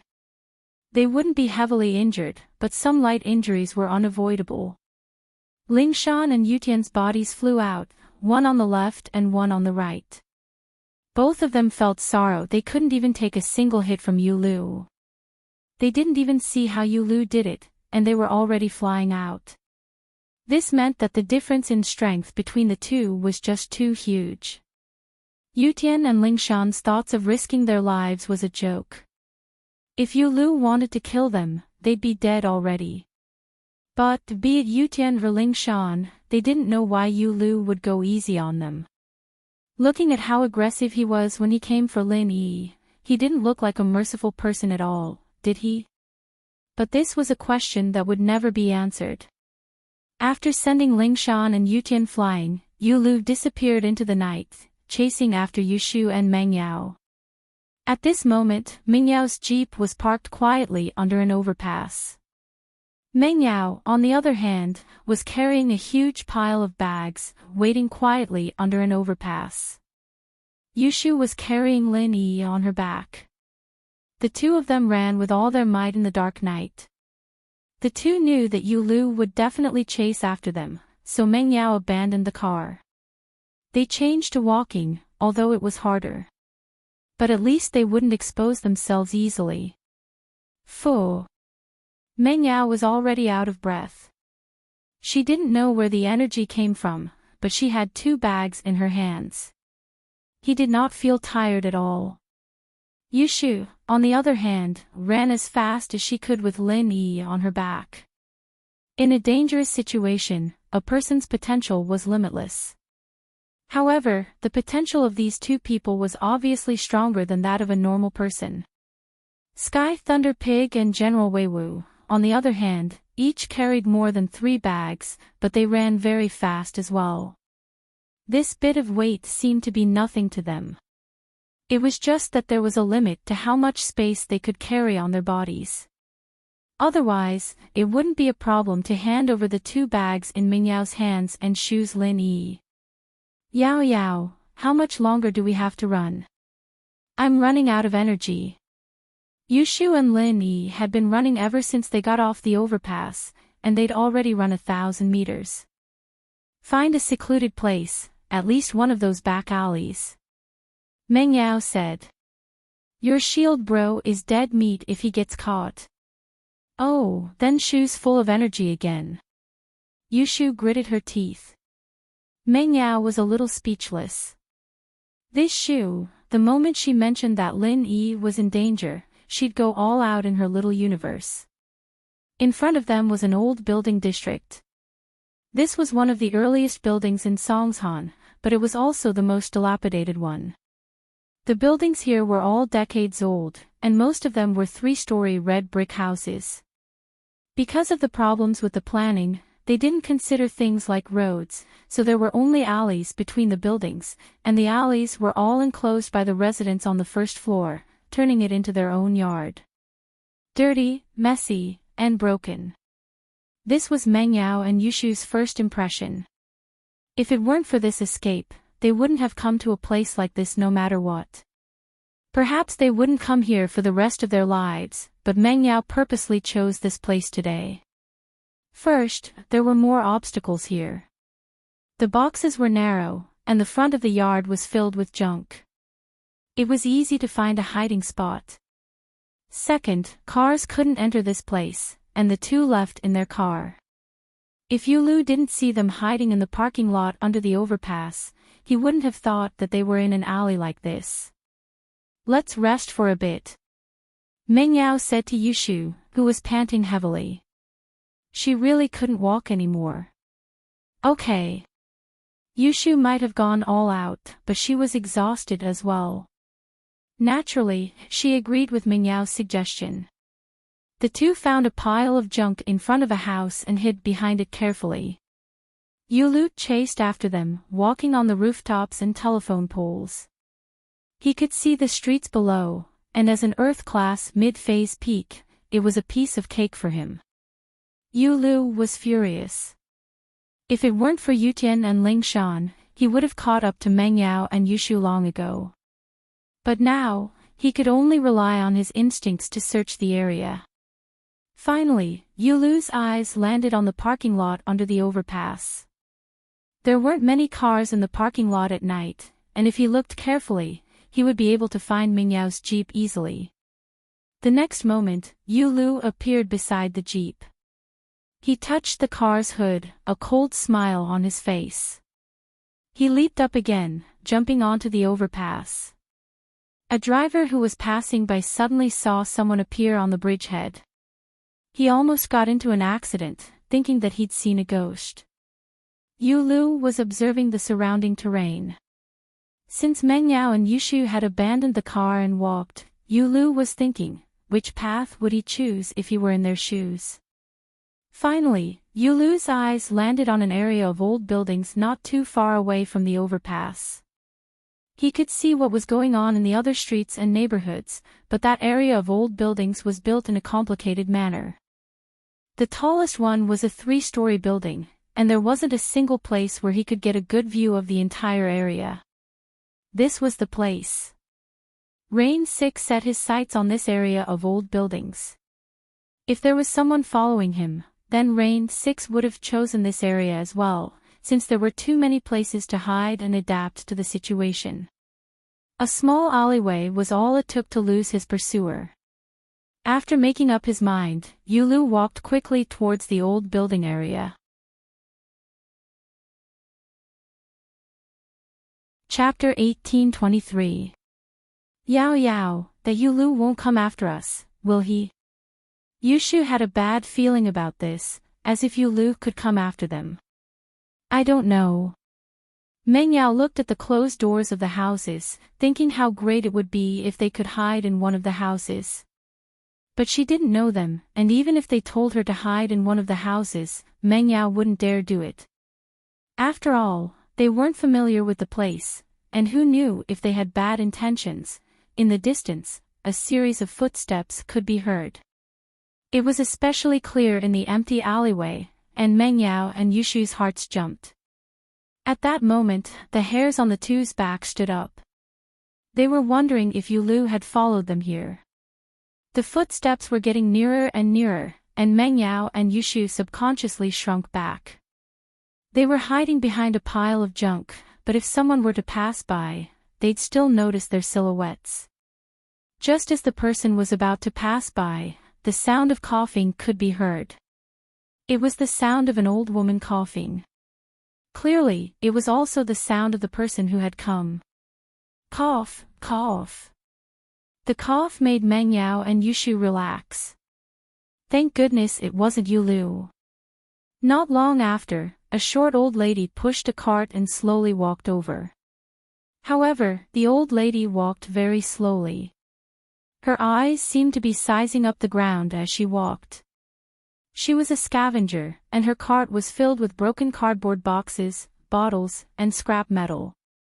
She looked around to see if there were any discarded bottles. When she passed by Mengyao and Yushu, she saw the two curled up behind a pile of junk. The old lady's eyes flashed when she saw the two girls hiding there. She didn't know what they were doing here, but she subconsciously looked at them a few more times. Then, a look of disbelief appeared in the old lady's eyes. Fairies, you're the fairies. The old lady stopped in her tracks and cried out to Mengyao and Yushu. Meng Yao and Yushu listened to the old lady's words. They froze for a second, but in the next moment, they recognized the old lady. She was the old lady who picked up scraps at the back door of Tiandi Entertainment. She was humiliated by Jining Jun, and Lin Yi transferred her disease to Jining Jun. At that time, the old lady's chronic illness was suddenly cured. Naturally, she thought that Meng Yao and Yushu were fairies. After all, only fairies could do that, right? No matter how good a doctor was, he could only cure her illness. However, they could transfer their pain to the young man who bullied them. Only immortals could do this.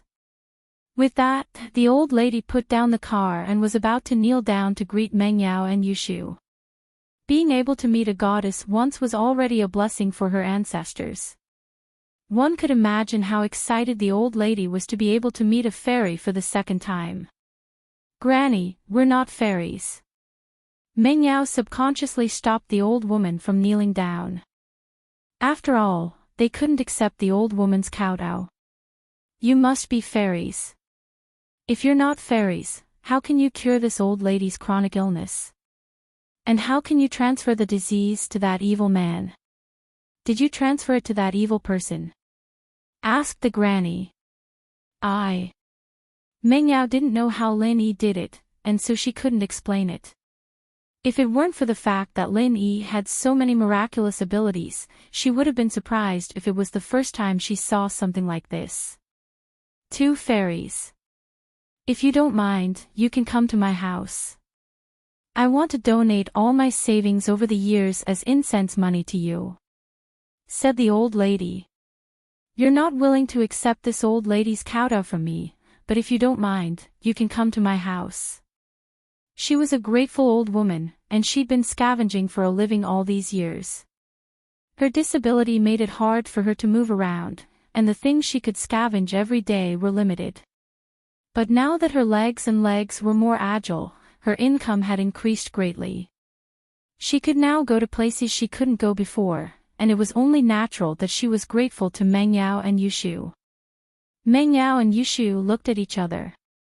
The two weren't greedy for the old lady's incense money, but they were worried about finding a place to hide. Since the old lady invited them, and it was someone they knew, they weren't afraid of someone with ulterior motives. It was exactly what Meng Yao and Yushu wanted. "Sure, Granny, but we're not fairies. We'll tell you in detail when we get to your house." Meng Yao could see that the old lady was a kind person. She wouldn't pretend to be a fairy to trick her. Okay, that's great." The old lady couldn't stop smiling when she heard Meng Yao and Yushu's agreement. In fact, it didn't matter if Meng Yao and Yushu were fairies or not. The important thing was that the old lady had met her benefactors again. Being able to repay them was what made the old lady the happiest. Meng Yao lifted the bag, and Yushu carried Lin Yi on her back. The old lady paused when she saw this scene. "Fairies, let me help you carry this." "How can I let you do manual labor?" "Granny, it's fine." But before Meng Yao could finish, the old lady took the bag from her hands easily and put it on the cart. Lin Yi, who was on Yushu's back, was also carried by the old lady. The scene stunned Meng Yao and Yushu. They didn't expect this skinny old lady to be so strong. The old lady smiled when she saw the shock. "I used to carry a sack on the streets when my legs weren't as good as before. What heavy things haven't I carried before? Now that my legs are healed, this is nothing." Meng Yao and Yushu calmed down after hearing the old lady's words. They walked forward with the old lady. The old lady, on the other hand, saw Skybolt Pig and General Weiwu on the ground. She blinked and rubbed her eyes. She was sure that Meng Yao and Yushu were fairies. In her entire life, she had never seen a pig that could walk on two legs and a dog that could carry things like this. If she wasn't a fairy, how could there be such a spiritual beast in the celestial world? Wasn't this something that only happened in the journey to the west? However, since she didn't want to admit it, the old granny didn't insist.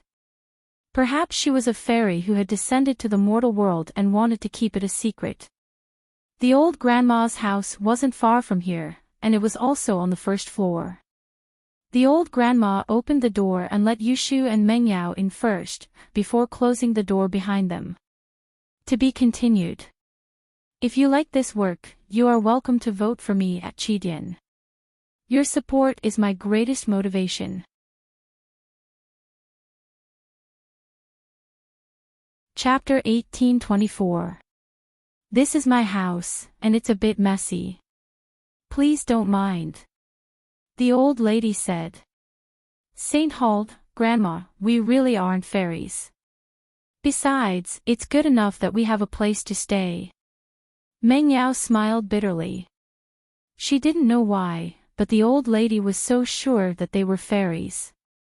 With that, the old lady opened the door, and the group entered the house. The yard was messy, with all sorts of junk everywhere, but the house was clean and tidy. The old lady lived in an old house with 2 bedrooms and 1 living room. There wasn't much decoration, and there wasn't any good furniture either. Even so, the house was clean and spotless. It was obvious that the old lady was a hard-working person. Please have a seat, fairies, I'll make you some tea. The old lady placed Lin Yi on the sofa carefully. She didn't know what happened to Lin Yi, but she didn't dare ask if the 2 fairies didn't want to talk about it. The old lady recognized Lin Yi as the man who was with the 2 fairies at the back door of Tiandi Entertainment. Don't bother, Grandma, we really aren't fairies. Not only that, we have a favor to ask. Mengyao quickly stopped the old lady from making tea. Saint Hall. Not long after the 3 entered the yard, a figure appeared at the entrance of the alley. It was Yulu. Yulu's eyes looked coldly at the empty alleyway. He flew up to the top of a 3-story building, looking down at the alleyway, but he didn't see anything out of place. This was the innermost alleyway. He'd searched the other alleyways, but Mengyao and the others weren't there. He'd thought that Mengyao and Yushu would be hiding here, but they weren't there. Could it be that they really weren't here? Or did they think that I would definitely follow them to this alley when I saw them abandoning their car? So, they deliberately didn't go here and chose the main street where it would be easier for them to be exposed. Yulu's face darkened at the thought. He felt that he'd underestimated Mengyao and Yushu. The most dangerous place was also the safest place. Why hadn't he thought of that? Of course, Yulu didn't think that Mengyao would know any friends or relatives in this old building district. After all, judging from the villa district they lived in, it was impossible for them to have any interaction with the people living here. Saint Hall, Yulu sighed softly as he left the area, returning to the jeep under the overpass, trying to figure out the escape route Mengyao and Yushu might have taken. Even if he found the right route, he might not be able to catch up to them. It had been a long time, after all, and Yushu might have found a hotel and settled down by now. But no matter what, Yulu had to give it a try. Mengyao wanted to find a place to stay, so she didn't hide anything. She told the old grandma about her, Yushu, and Lin Yi being followed. She also explained that she and Yushu weren't fairies, but Lin Yi was a great doctor. He could cure her and create similar symptoms for Jining Jun at the same time. The old grandma didn't think twice about Mingyao's request to stay here for a while. She was a lonely old lady, and Mingyao's arrival wouldn't bring her any inconvenience. Plus, the old grandma wanted to repay Mengyao and Yushu, so she wouldn't reject them. Although you say that you are not fairies, from what this old woman has seen for dozens of years, even if you are not fairies, you are still extraordinary people. Being able to let you live here is the good fortune that this old woman has accumulated in her previous life. This old woman is truly very happy. The old woman said. Thank you, Grandma. Mengyao and Yushu finally let out a sigh of relief. They'd planned to find a more secluded hotel to stay in, but even if they could use Ling Yi's name to register, Yulu wouldn't be able to find them. After all, the three of them were too obvious, and two girls with an unconscious boy. He'd be able to find them easily if he went to any hotel and asked around. As long as Lin Yi stayed in the house and didn't come out, who would pay attention to an old lady who picked up scraps? No need to thank me, I should be the one thanking you. I can't thank you enough for letting me enjoy the life of a normal person before I die. The old lady said, by the way, you said that the young miracle-working doctor was in a coma because of illness. He must need to buy medicine. I don't have much savings in my life, but I'll give it all to you. It's a token of my gratitude to the young miracle-working doctor for treating me. Meng Yao and Yushu were in need of money, but they didn't want to take the old grandma's money. Take this. The old woman said as she took out a bankbook, handing it to Meng Yao and Yushu. I've been an old woman for my whole life. My husband and kids are gone, I don't really need money. Meng Yao was shocked when she saw the number on the bankbook, there was 100,000. She didn't think that a lonely old grandma could get so much money by scavenging. Maybe I'll lend it to you, and I'll return it to you later. Meng Yao thought about her father's situation and Lin Yi's situation. She accepted the bankbook with a thick face. She needed money right now, and although Jiang Wen had sent over a sum of money, it wasn't enough to cover her father's medical expenses. Plus, Lin Yi's medical expenses weren't there yet. It doesn't matter if you return it or not. But you said someone was following you, why didn't you call the police? The old grandma asked curiously. Meng Yao didn't know how to explain, that person is very strong, and he's already a practitioner. Do you know what practitioners are? Practitioners. The old lady's eyes suddenly flashed with a strange light, but she quickly returned to normal as if she was reminiscing. After a while, she shook her head and said, I think I've heard of it before, but it's been too long, so I can't remember. Meng Yao nodded, not minding too much. After all, normal people didn't know much about practitioners. Even if they did hear about it, it was just a rumor. The only people who could see it with their own eyes were the bodyguards of big bosses.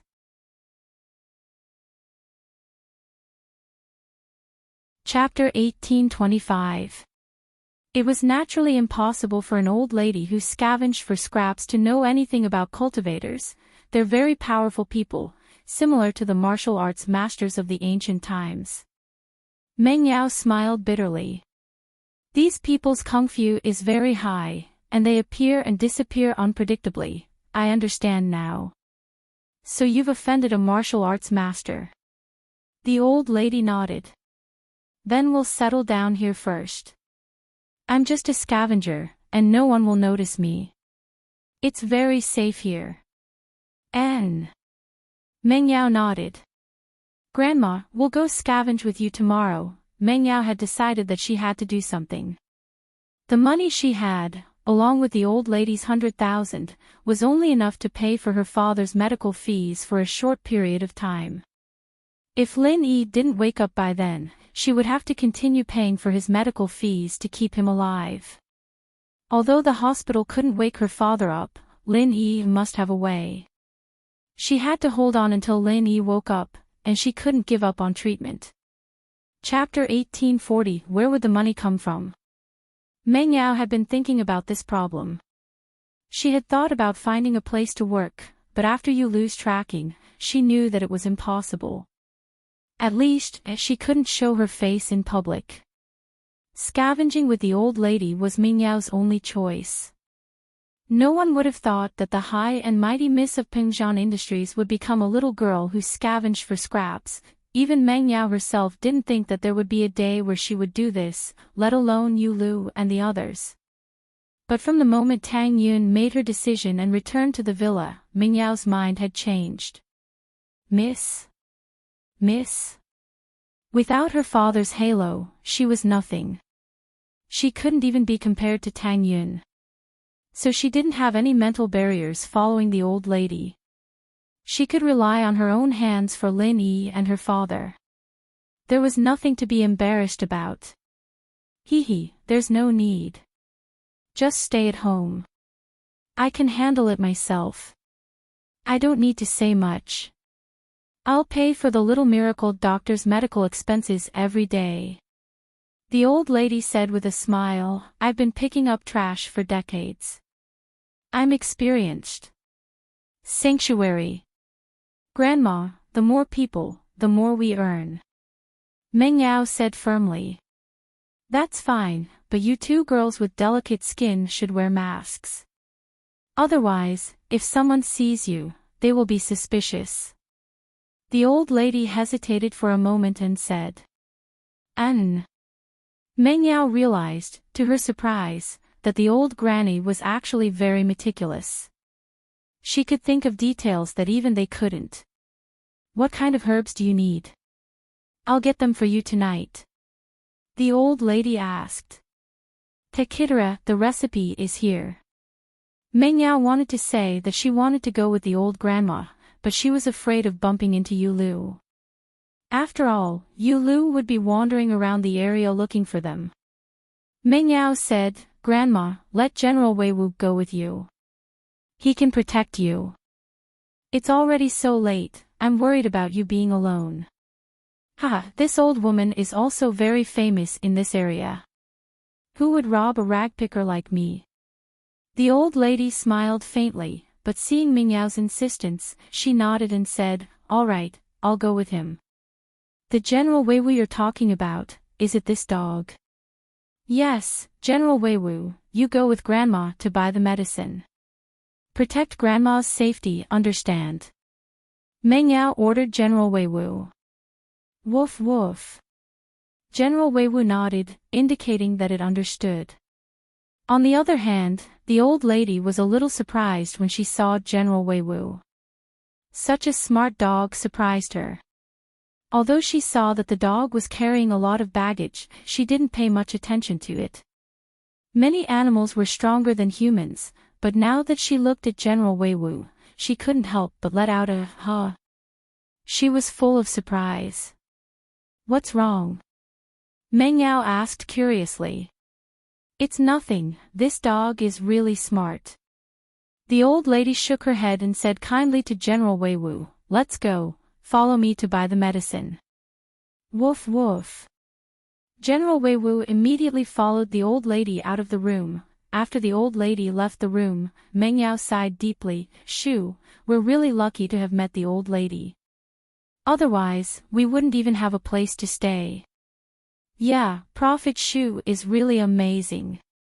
She asked Shield Bro to do a good deed, and now she's getting rewarded. Yushu nodded. Pfft. Meng Yao was speechless. If her prophecy had come true, then it would have been reasonable, but what happened today was just a coincidence. This girl really knew how to take credit for something. Naturally, Yulu wouldn't be interested in an old lady who brought a dog out to buy medicine. He looked around and didn't see Meng Yao and Yushu, so he went to Yu Shaochen to ask for forgiveness. Because of a small mistake, he'd missed a good opportunity, and he was filled with regret. But, after listening to Yulu's explanation, Shaochen didn't blame him. He only had himself to blame for not making things clear before, causing Yulu to be afraid. Shaochen wasn't someone who didn't know what was good and bad, so he only asked Yulu to go to Lin Yi's villa and see if he could find anything. If he couldn't, then he'd give up for now. If Meng Yao really wanted to hide, then Yulu alone wouldn't be able to find any clues. There was no need for him to waste his time. House Chu's villa. Lingshan and Yutian had left a long time ago. The two were only lightly injured, and even they didn't know why Yulu was merciful. But no matter what, they were still alive. Meng Yao and Yushu were gone, and they wouldn't stay in the villa for long. If Yulu came back, they wouldn't be a match for him. Without Meng Yao and Yushu, they'd be idiots to fight Yulu head-on. And so, when Yulu returned to the villa, there was no one there. Yulu started searching from the first floor until he turned the villa upside down. He didn't find anything valuable.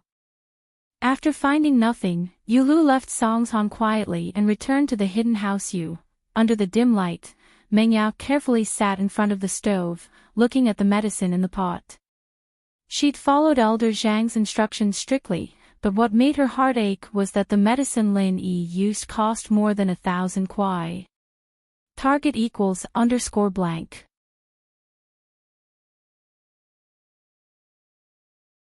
Chapter 1826. With difficulty walking, Part 2. This was only the price of the first prescription. The second prescription hadn't been filled yet, but the old lady had shown it to the owner of the pharmacy, and the price was even higher. Of course, this amount of money wasn't much to Meng Yao and Yushu in the past, but it was a huge amount now. Meng Yao was going to use the money she had to send to Faubert tomorrow for her father's medical fees, and it might not even be enough. Lin Yi's medical fees, on the other hand, would have to rely on scavenging every day. Not only that, but she also had to save up some money for Faubert. Meng Yao felt a headache coming on as she thought about how to make ends meet. She'd never had to worry about money before, but this was the first time she'd experienced the pain of not having enough money. Yao, even if Shield Bro wakes up in a month, we'd have to pick up at least 5,000 kuai worth of trash every day just to survive. Yushu said as she calculated the daily expenditure. Lin Yi's medical fees and Peng Zhan's medical fees were a huge sum.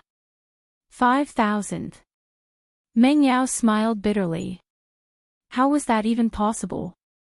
Scavenging wasn't like picking up gold. How were they supposed to scavenge 5,000 yuan a day? Yushu shut her mouth after saying that. Luckily, the two had brought some jewelry with them when they left. They didn't like to wear jewelry normally, but they would still wear jewelry in formal occasions. It wasn't much, but they could still sell it for some money. It was just that it wouldn't be much, since the two didn't have any expensive jewelry. They only had normal stuff. The next morning, Meng Yao and Yushu changed into ragged outfits. They didn't think too much about it when they left, and only took their best clothes. Going scavenging in these clothes would definitely attract attention, and they'd take a photo and post it on the internet. They'd be labeled as the most beautiful scavenger girl, and it'd be too late for Yushu and Yushu to cry. They'd be waiting for Yulu to find clues. Yushu's body was about the same size as the old grandma's, and she could fit into the old grandma's old clothes, but Meng Yao couldn't. Left with no choice, she found the most ordinary-looking clothes she had and made them very wrinkled and dirty. That way, the original value of the clothes couldn't be seen anymore, and it looked like something bought from the streets for a long time, something that hadn't been taken care of in a long time. The two of them looked at each other's sloppy appearance and couldn't help but smile bitterly at the same time. They never thought that they would be in such dire straits one day. It was easy to go from frugality to extravagance, but hard to go from extravagance to frugality. But in their hearts, this was nothing compared to what Tang Yun had done for Lin Yi. It was easy to go from frugality to extravagance, but hard to go from extravagance to frugality. But in their hearts, for Lin Yi, this kind of hardship was nothing compared to what Tang Yun had done. Thinking about how Tang Yun was willing to endure the torment of love for Lin Yi, Meng Yao and Yushu felt that at least they could stay by Lin Yi's side. Wasn't this a kind of happiness? Faubert only heard about the changes in the villa from Lingshan and Yutian the next day. When he heard that Meng Yao and Yushu had run away, he didn't know if Yulu had caught up to them, and he started to panic. Beside the ICU, Faubert subconsciously wanted to call Meng Yao after hearing Lingshan's words. "Don't bother, we've already called them yesterday." Both of them turned off their phones. Lingshan smiled bitterly. "Turned off? Did Yulu catch them?" Faubert asked, shocked. "There are two possibilities. One is that they turned off their phones to avoid Yulu's pursuit. After all, GPS isn't complicated, and if House Yu really wanted to, they could find them through their phone numbers." Ling Shan said, the other possibility is that Yu Lu caught them and turned off their phones, but that's less likely, since Yu Lu is looking for Lin Yi, not Meng Yao and Yu Shu. There's no point in catching them. So my analysis is that they've successfully escaped Yu Lu's pursuit. Otherwise, if Yu Lu really did catch them and make a move on Lin Yi, they'd contact us for sure. Yes, I can tell that Yu Lu's target is Lin Yi. He doesn't even have the intention to hurt the people around Lin Yi. He gave me and Ling Shan a slap each yesterday, but we only got light injuries, and we're almost healed in one night. Yu Tian agreed. That's good. Faubert breathed out in relief. But, just as the three finished talking, Faubert's phone rang. Faubert took it out and saw that it was an unfamiliar landline. Faubert's heart sank as he picked up the phone. Hello. Hello. Faubert, it's Yao Yao. Give me your bank account number, I have 200,000 with me. I'll transfer it to you to pay for Dad's medical fees, don't stop the treatment. Meng Yao said worriedly. She didn't use her or Shu's phone, they had the same problem as Ling Shan. If Yu Lu wanted to, he'd definitely be able to track their phones, so Meng Yao found a random public phone. The 200,000 included Jiang Wen's 100,000 and the old grandma's 100,000. As for the lion, Meng Yao didn't dare contact Jiang Wen again, so she had to let it go for now. 200,000. Faubert was a little surprised at how Meng Yao got so much money, but he was more worried about them and Lin Yi's safety. Yao Yao, how are you and Yi? I heard that House Yu's Yu Lu is after you. Yeah, we've successfully escaped. He didn't notice us. Meng Yao said, we're safe now. Tell me your bank account number, Shu, and I will try to earn as much money as we can, as long as you're fine. Faubert breathed out in relief. Since Meng Yao didn't want to tell him where they were, Faubert didn't want to ask. After all, he was afraid that he'd be found out if he knew too much. It was better not to know. My bank account number is. With that, Faubert gave her his bank account number. All right, I'll remember it. I'll leave Dad to you. Meng Yao said after writing it down. Then you guys be careful. Faubert said. I know, Faubert, I won't contact you for a while. I'll transfer the money to you when I get it. Meng Yao said, as long as we hold on until Lin Yi wakes up, everything will be fine. I understand. Faubert nodded, relieved. Yao Yao, don't worry, I'll take care of Mr. Chu. Target equals _blank.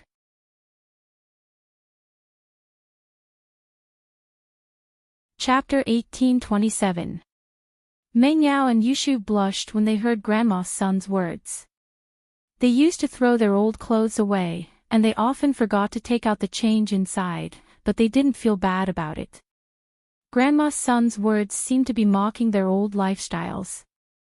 Meng Yao and Yushu knew that Grandma's son didn't mean it that way, but they couldn't help but think of their old lives. In the past, they thought that they were already very frugal compared to those second-generation rich people, but now they realized that they were still very extravagant. Of course, if they were the ones in the villa Grandma's son was talking about, they would probably make the same choice. 3,000 was a small amount to them in the past. If a kind person picked it up and gave it back, they would naturally think that the person was a good person and give it to him. But now, that was then and this was now. Of course, these are all things that we can't ask for. Our main source of income is still these bottles and paper. Grandma's son didn't notice the unnatural expressions on Meng Yao and Yushu's faces. Oh. We'll continue scavenging. Yushu blushed. Shuamin's house. Holy Hall. There were a few people sitting here. They weren't familiar with each other, but they were all related to Shuamin and Lin Yi, so they gathered together.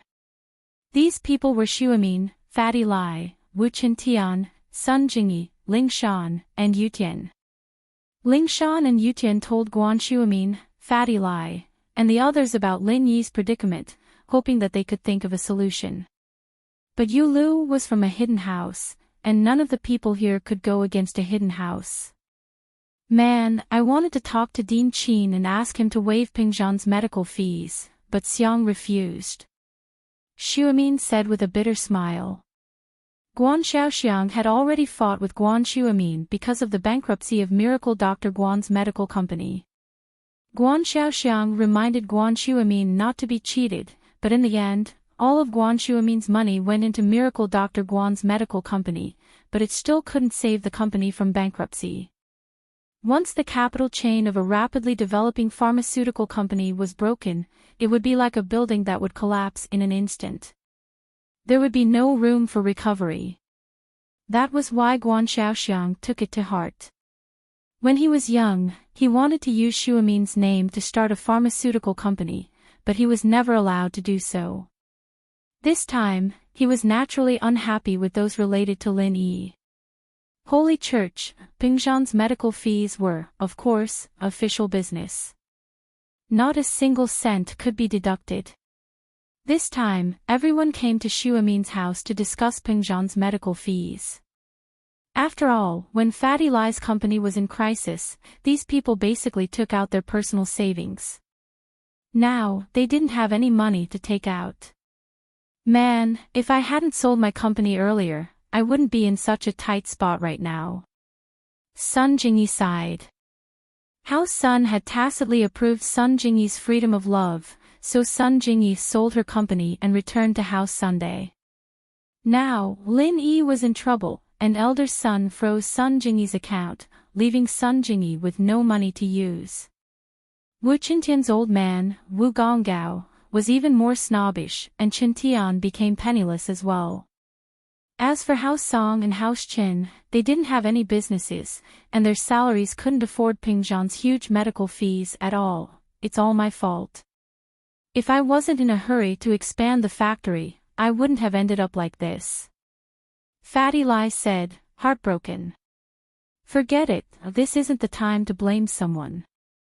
Xuemin sighed, if it comes down to it, I'll put down my pride and talk to Dean Chin.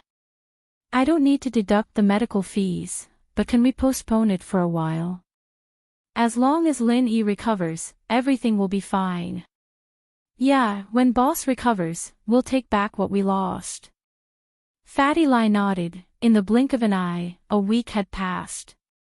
Although they had General Wei Wu's help, the three's daily income was only around 500 to 1,000. There weren't many problems, and Lin Yi's medical fees were completely supported by the money that Grandma's son didn't have time to deposit in the bank. But seeing that the money was dwindling day by day, Meng Yao and Yushu were very worried. If this continued, there would be a day when they wouldn't be able to hold on until Lin Yi woke up. If it comes down to it, let's get Skybolt Pig to join the operation tomorrow. Meng Yao said. Skybolt Pig was currently staying with Lin Yi at home every day. Since Skybolt's body was too unique, Meng Yao didn't want to attract people's attention if she brought him out, but there was no other choice now.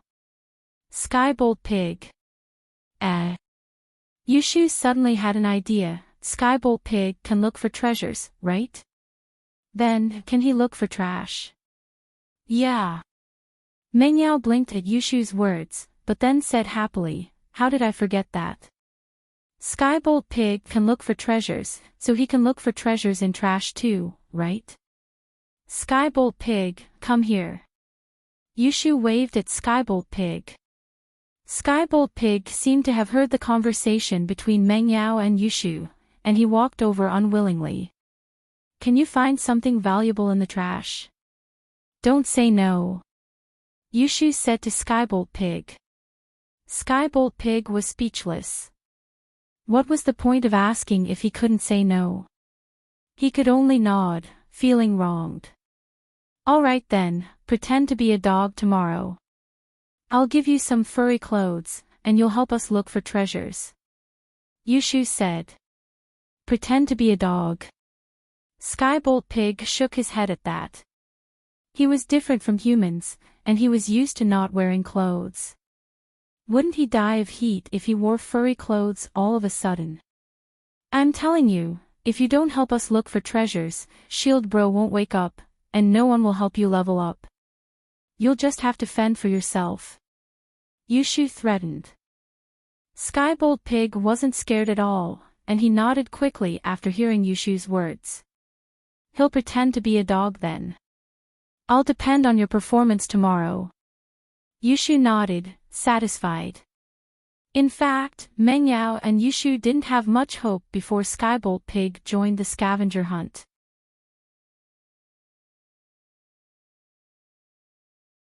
Chapter 1828. This little thing had a keen sense of smell when it came to heavenly treasures, but it was hard to say when it came to trash. Holy Church, however, if the Skybolt Pig really found a treasure of heaven and earth, wouldn't he be able to sell it for a lot of money? It was better than nothing. It was always good to try his luck.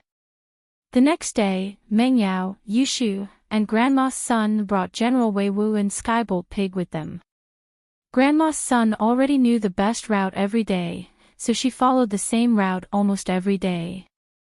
But today, after walking for a while, the Skybolt Pig pointed in a direction with its paw and squeaked. Oh. Mengyao hesitated, but decided to listen to the pig. Grandma's son, let's go in that direction. All right. Grandma's son didn't understand why Mengyao would trust this piglet, but it was obviously different from normal pigs, so Grandma's son decided to trust it for once. Following Skybolt Pig, the three of them and General Wei Wu chased him all the way to a trash can in a residential area. Skybolt Pig pointed at the trash can with his claws and squeaked again, "What's your name? If there's anything good, go pick it out." Yushu barked at Skybolt Pig. Holy Church, GG. The Skybolt Pig looked at the dirty trash can and felt wronged. It was an ancient spiritual beast and had never been treated like this before. But when he thought of saving Lin Yi, he could only walk towards the trash can unwillingly. Let this old woman do it for you. Grandma's son didn't mind. Rummaging through trash was a common thing for her. There was no psychological barrier at all. With that, Grandma's son began to rummage through the trash can. Soon, she found a few drink bottles and a few waste paper boxes from the trash can. However, these gains could only be regarded as ordinary. Such gains could be found in any trash can in any community. It was obviously not worth it to run so far for it. However, the trash can was almost empty. All the obvious things had been found by Grandma Sunday. There was probably nothing more valuable. Let's just look for it step by step in the future. Grandma's son put the cardboard boxes and bottles on the trolley and was about to leave, but the Skybolt Pig pointed at the trash can and continued to squeak. Yushu was a little pissed off at Skybolt Pig, and was just about to yell at it when she heard the pig barking. Skybolt Pig, are you saying that there's more good stuff in here? Yushu asked after a pause. Skybolt Pig, are you saying that there's something good in here? GG. The Skybolt Pig nodded affirmatively. Takitra Grandma's son was surprised to see a piglet that could understand human language.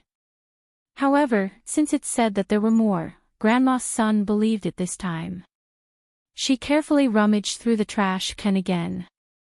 This time, she was more careful than the last time. Her eyes were no longer focused on the drink bottles and paper shells. Finally, at the bottom of the bin, Grandma's son found an iPhone. Although the screen of the iPhone was obviously damaged, Grandma's son tested it and found that the phone could still be turned on. In other words, the owner of the phone might have thrown it away after the screen was damaged, and didn't bother to repair it. Grandma's son picked up junk every day, and naturally, she had a lot of experience. It was common for her to find broken phones like this, and this iPhone only had a broken screen. If the other functions were normal, she could sell it to a second-hand phone shop for at least 1,000. This reward made Grandma's son overjoyed. She didn't expect this little pig to have such abilities. The reward of this broken phone was equivalent to 2 days of her usual income. Can this broken phone be sold for money? Meng Yao looked at the excited grandma's son strangely and asked. Of course, this is the latest model. It's just the broken screen, and the other functions should be fine. If you sell it to a second-hand shop, you can sell it for at least 1,000. Grandma's son said. Meng Yao's face turned red. This was the first time she knew that a broken phone like this could be sold for money. She would throw it away when there was a problem with her phone in the past. She would never think of selling it. Not bad, Skybolt Pig. Yushu looked at Skybolt Pig with praise. Continue. If you can earn more money every day, Shield Bro will wake up soon, and I'll ask him to help you level up. Oink oink. Skybolt Pig heard Yushu's words and nodded happily. After leaving the place, the three didn't return to their previous location. Instead, they started to pick up scraps on the streets of the district. This time, it didn't take long before Skybolt Pig pointed at a direction and barked again. This time, Grandma's son was experienced. Without Meng Yao and Yushu saying anything, she pushed the cart and followed Skybolt Pig. She was afraid that if she was one step late, the good things would be taken by others. Skybolt Pig led the way, and after a few turns, they came to another residential area. There was a family moving, and beside the moving company's car, there was an old refrigerator and some old furniture. Skybolt Pig pointed at the old refrigerator and the old furniture and barked. Excuse me, do you not want these things anymore? Grandma's son hesitated and walked to the moving company's car. She asked the person who was obviously the employer. Nope, I bought a new house. This thing is old, and it's not very useful anymore. If you want it, I'll give it to you. The employer waved his hand casually and said to Grandma Sunday. The refrigerator wasn't very old, and it looked like it could still be used. The furniture that was thrown away was a copper bedside table, some angle iron, and wooden boards. This kind of copper bed was not popular anymore. The employer probably got rich and bought a new house, and these old things that affected the style of the house were definitely not going to be used anymore. Thank you very much. Grandma's son said and moved the refrigerator and the copper bedside table to the cart. According to Grandma's son's experience, this refrigerator could be sold for at least 300 to 500, and the copper bedside table could be sold for a few hundred just by selling it as scrap copper. These two things added up to almost 1,000. The moving company workers looked at Grandma's son with envy. Obviously, they wanted to get these old things back from the employer, but they didn't expect that someone else would ask for it first. In the blink of an eye, 2,000 yuan was in her hands. Grandma's son really admired Skybolt Pig. With this little guy participating, it wasn't just scavenging, it was simply picking up money. In one morning, Grandma's son and the other two went to the old goods recycling market and the second-hand phone recycling market 3 times, and got more than 3,000 yuan in one go. Target equals _blank.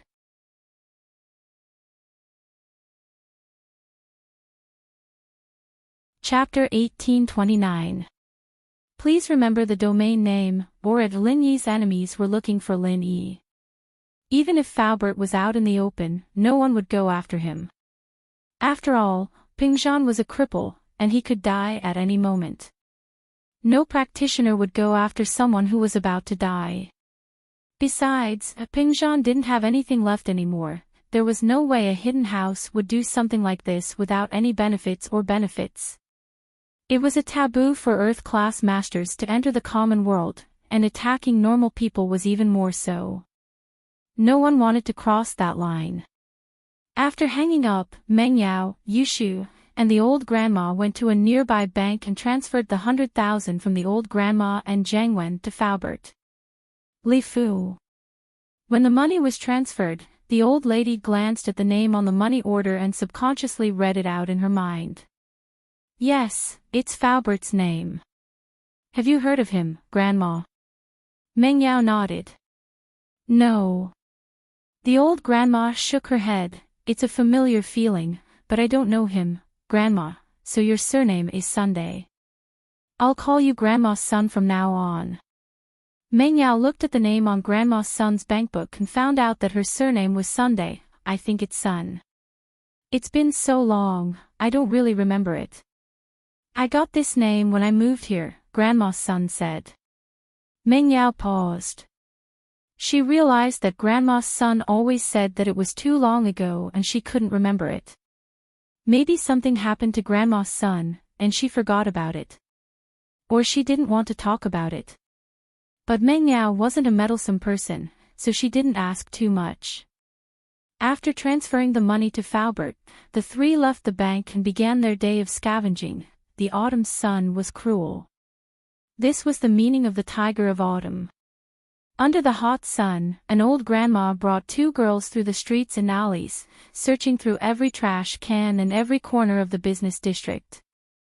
This was a route that the old grandma had walked for many years, and the harvest every day was about the same. It wasn't bad, but it wasn't much either.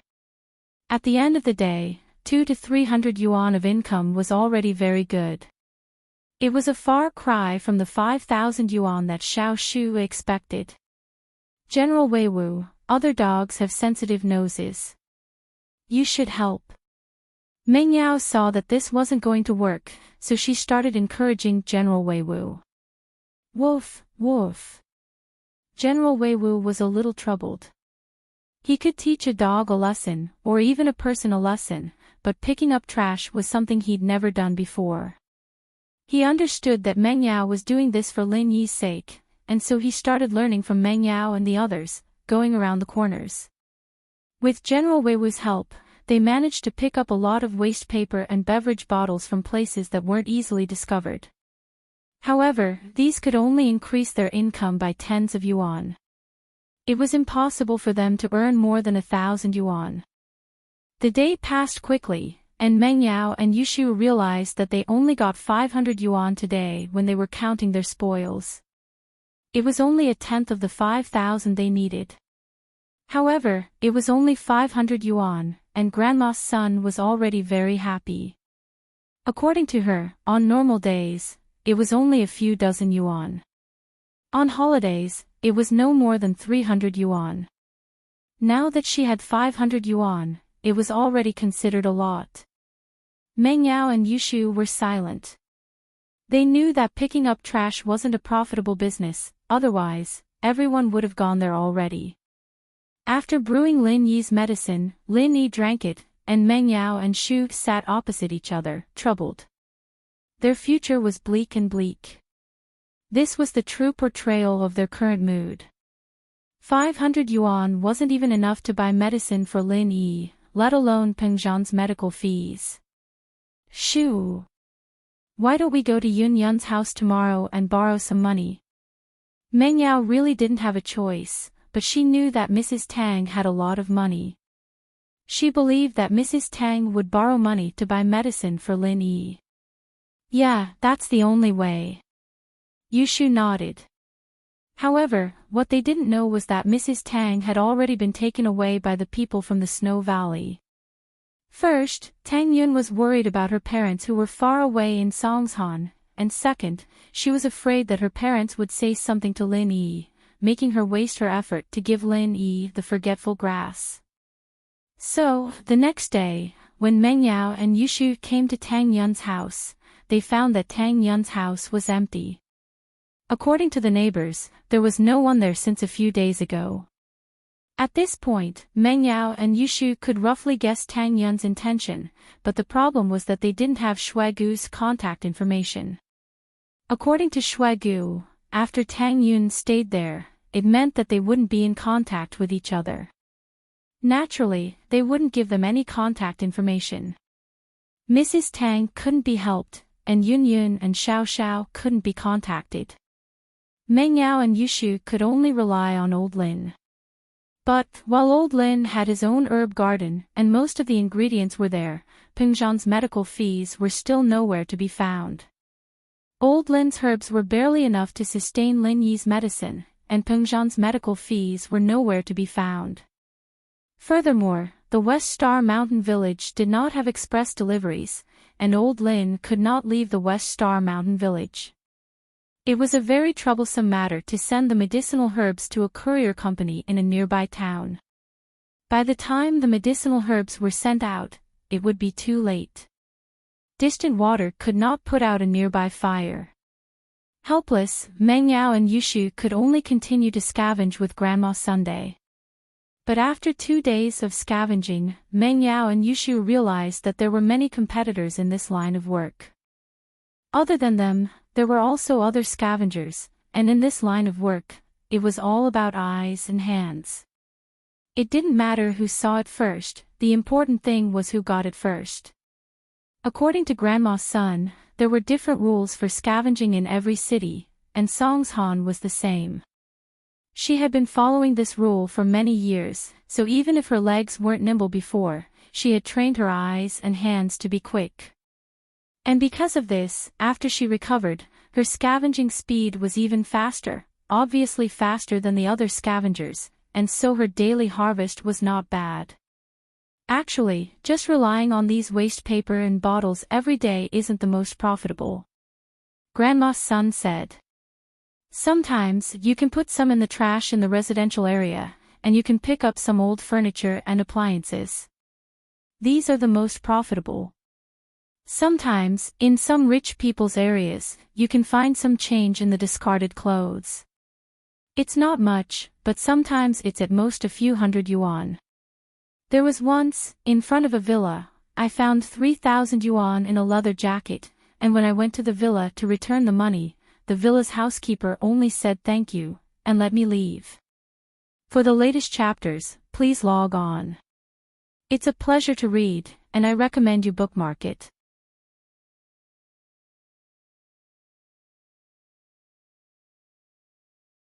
Chapter 1830.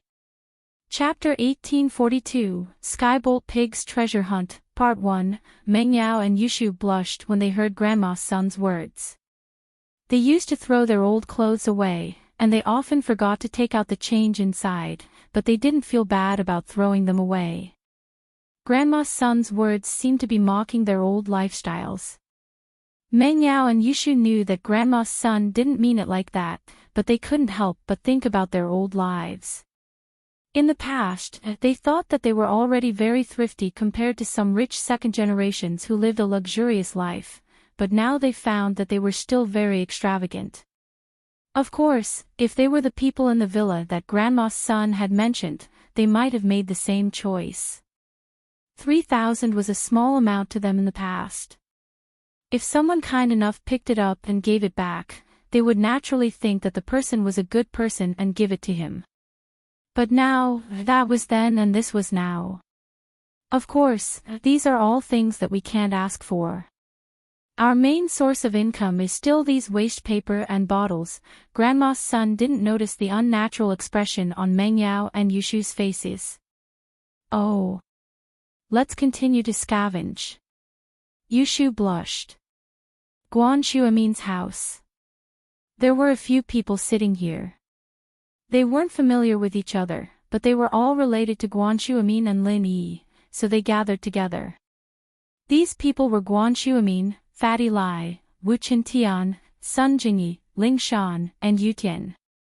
Ling Shan and Yutian told Guan Shuamin and Fatty Lai about Lin Yi's predicament, hoping that they could think of a way to solve it. But Yu Lu was from a hidden house, and none of the people here could go against a hidden house.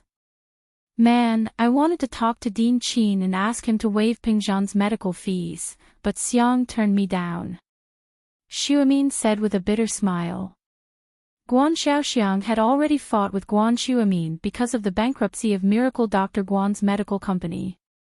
Guan Xiaoxiang reminded Guan Shuamin not to be cheated, but in the end, all of Guan Shuamin's money went into Miracle Dr. Guan's medical company, but it still couldn't save the company from bankruptcy. Once the capital chain of a rapidly developing pharmaceutical company was broken, it would be like a building that would collapse in an instant.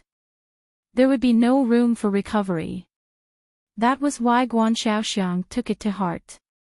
When he was young, he wanted to use Shuamin's name to start a pharmaceutical company, but he was never allowed to do so. This time, he was naturally unhappy with those related to Lin Yi. Pingzhan's medical fees were, of course, official business. Not a single cent could be deducted. This time, everyone came to Guan Shuamin's house to discuss Pingzhan's medical fees. After all, when Fatty Lai's company was in crisis, these people basically took out their personal savings. Now, they didn't have any money to take out. Man, if I hadn't sold my company earlier, I wouldn't be in so much trouble right now. Sun Jingyi sighed. House Sun had tacitly agreed to Sun Jingyi's freedom of love, so Sun Jingyi sold her company and returned to House Sunday. Now, Lin Yi was in trouble, and elder Sun froze Sun Jingyi's account, leaving Sun Jingyi with no money to use. Wu Qintian's old man, Wu Gonggao, was even more snobbish, and Qintian became penniless as well. House Song and House Qin, on the other hand, weren't families with much business. Their salaries wouldn't be enough to pay for Pingzhan's medical fees. It's all my fault. If I wasn't in a hurry to expand the factory, I wouldn't have ended up like this. Fatty Lai said, heartbroken. Forget it, this isn't the time to blame. Guan Shuamin sighed, if it comes down to it, I'll put down my pride and talk to Dean Qin. I don't need to deduct the medical fees, but can we postpone it for a while? As long as Lin Yi recovers, everything will be fine. Yeah, when boss recovers, we'll take back what we lost. Fatty Lai nodded. In the blink of an eye, a week had passed. Although they had General Wei Wu's help, the three's daily income was only 500 to 1,000. There weren't many problems, and Lin Yi's medical fees were completely supported by the money that Grandma's son didn't have time to deposit in the bank. But seeing that the money was dwindling day by day, Meng Yao and Yushu were very worried. If this continued, there would be a day when they wouldn't be able to last until Lin Yi woke up. If it comes down to it, let's get Skybolt Pig to join the operation tomorrow. Meng Yao said. Skybolt Pig was currently staying with Lin Yi at home every day. Since Skybolt's body was too unique, Meng Yao didn't want to attract people's attention if she brought him out, but there was no other choice now. Skybolt Pig. Yushu suddenly had an idea. Isn't Skybolt Pig able to find treasures? In that case, can it find junk? Yeah. Meng Yao blinked at Yushu's words. How did I forget that? If Skybolt Pig can find treasures, then it should be able to find treasures in trash as well, right? Skybolt Pig, come here. Yushu waved at Skybolt Pig. Skybolt Pig seemed to have heard the conversation between Meng Yao and Yushu and walked over unwillingly. Can you find something valuable in the trash? Don't say no. Yushu said to Skybolt Pig. Skybolt Pig was speechless. What was the point of asking if he couldn't say no? He could only nod his head in grievance. All right, you'll pretend to be a dog tomorrow.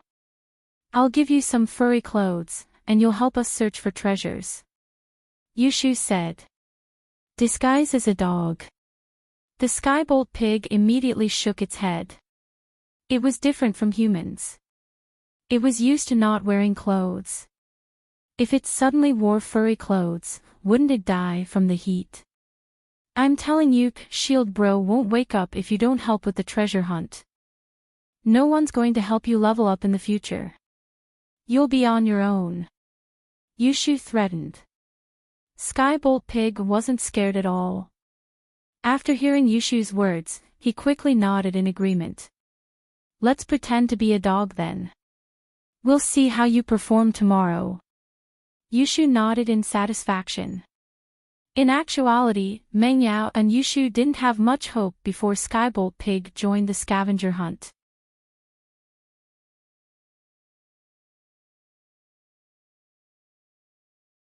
Chapter 1831.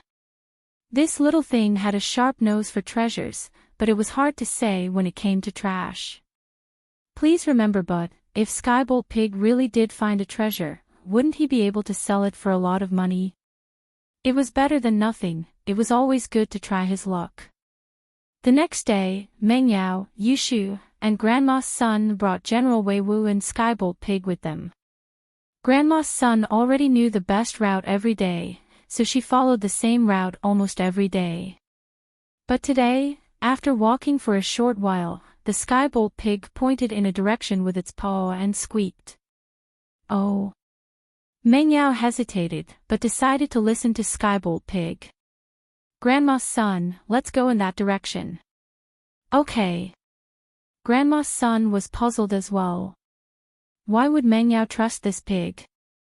But this pig was obviously different from normal pigs, so Grandma's son decided to trust it for once.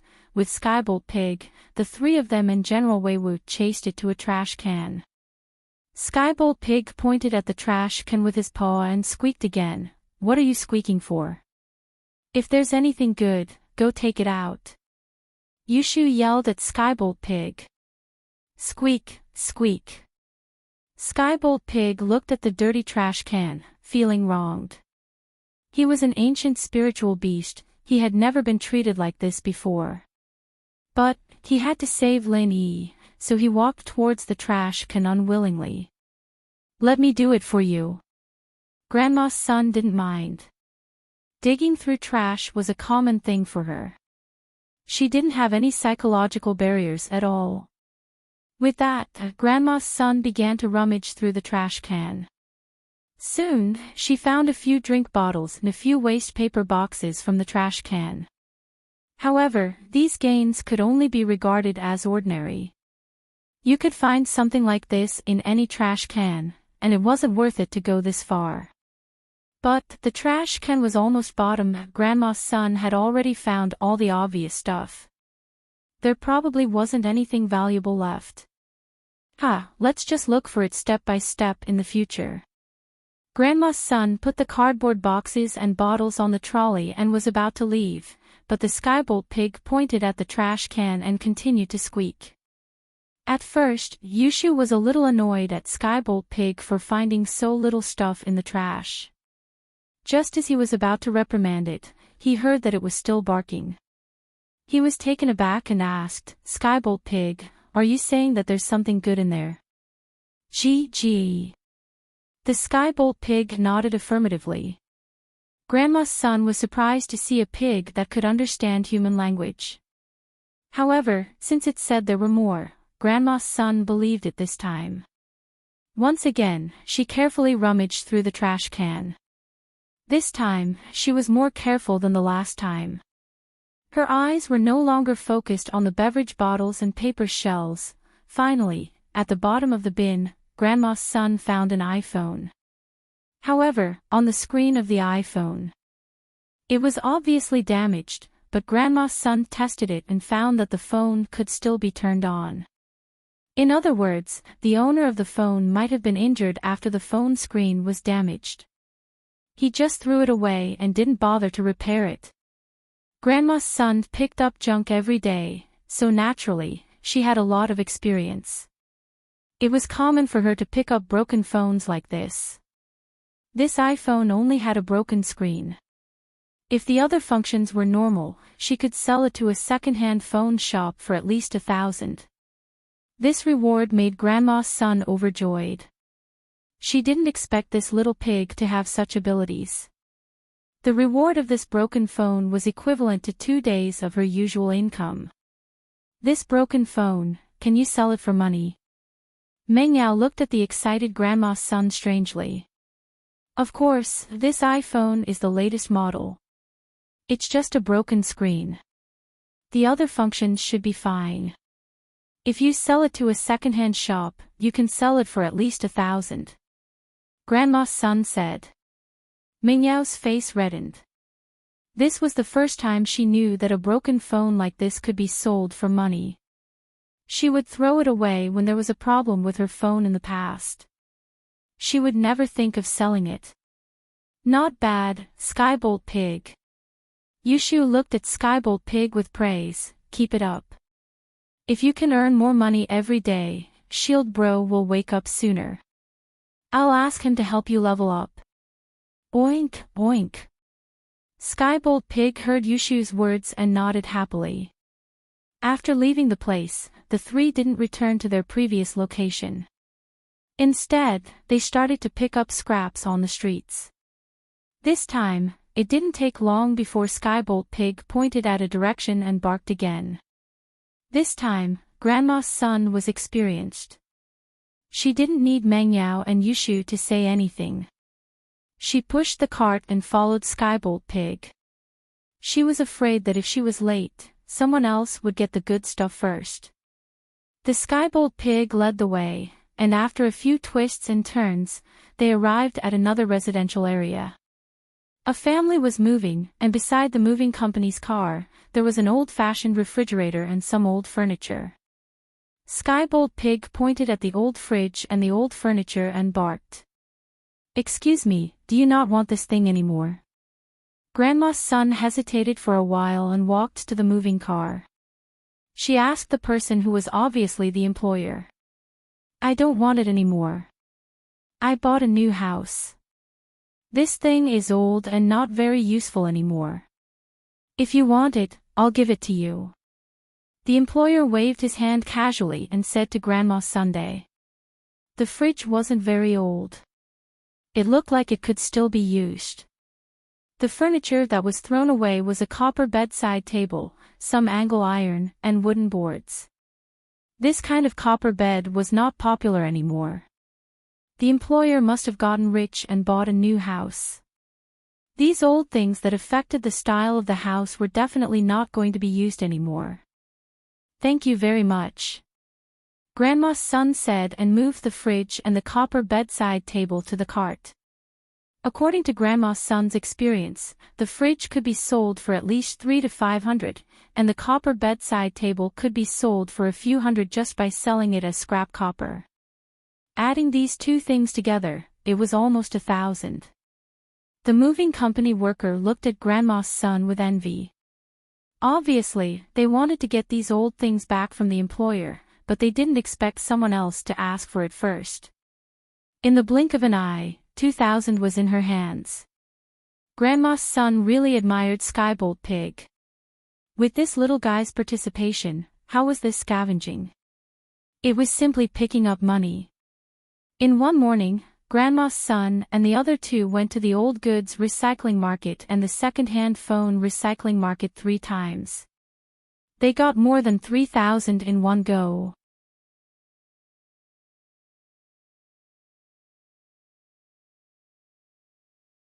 Chapter 1832.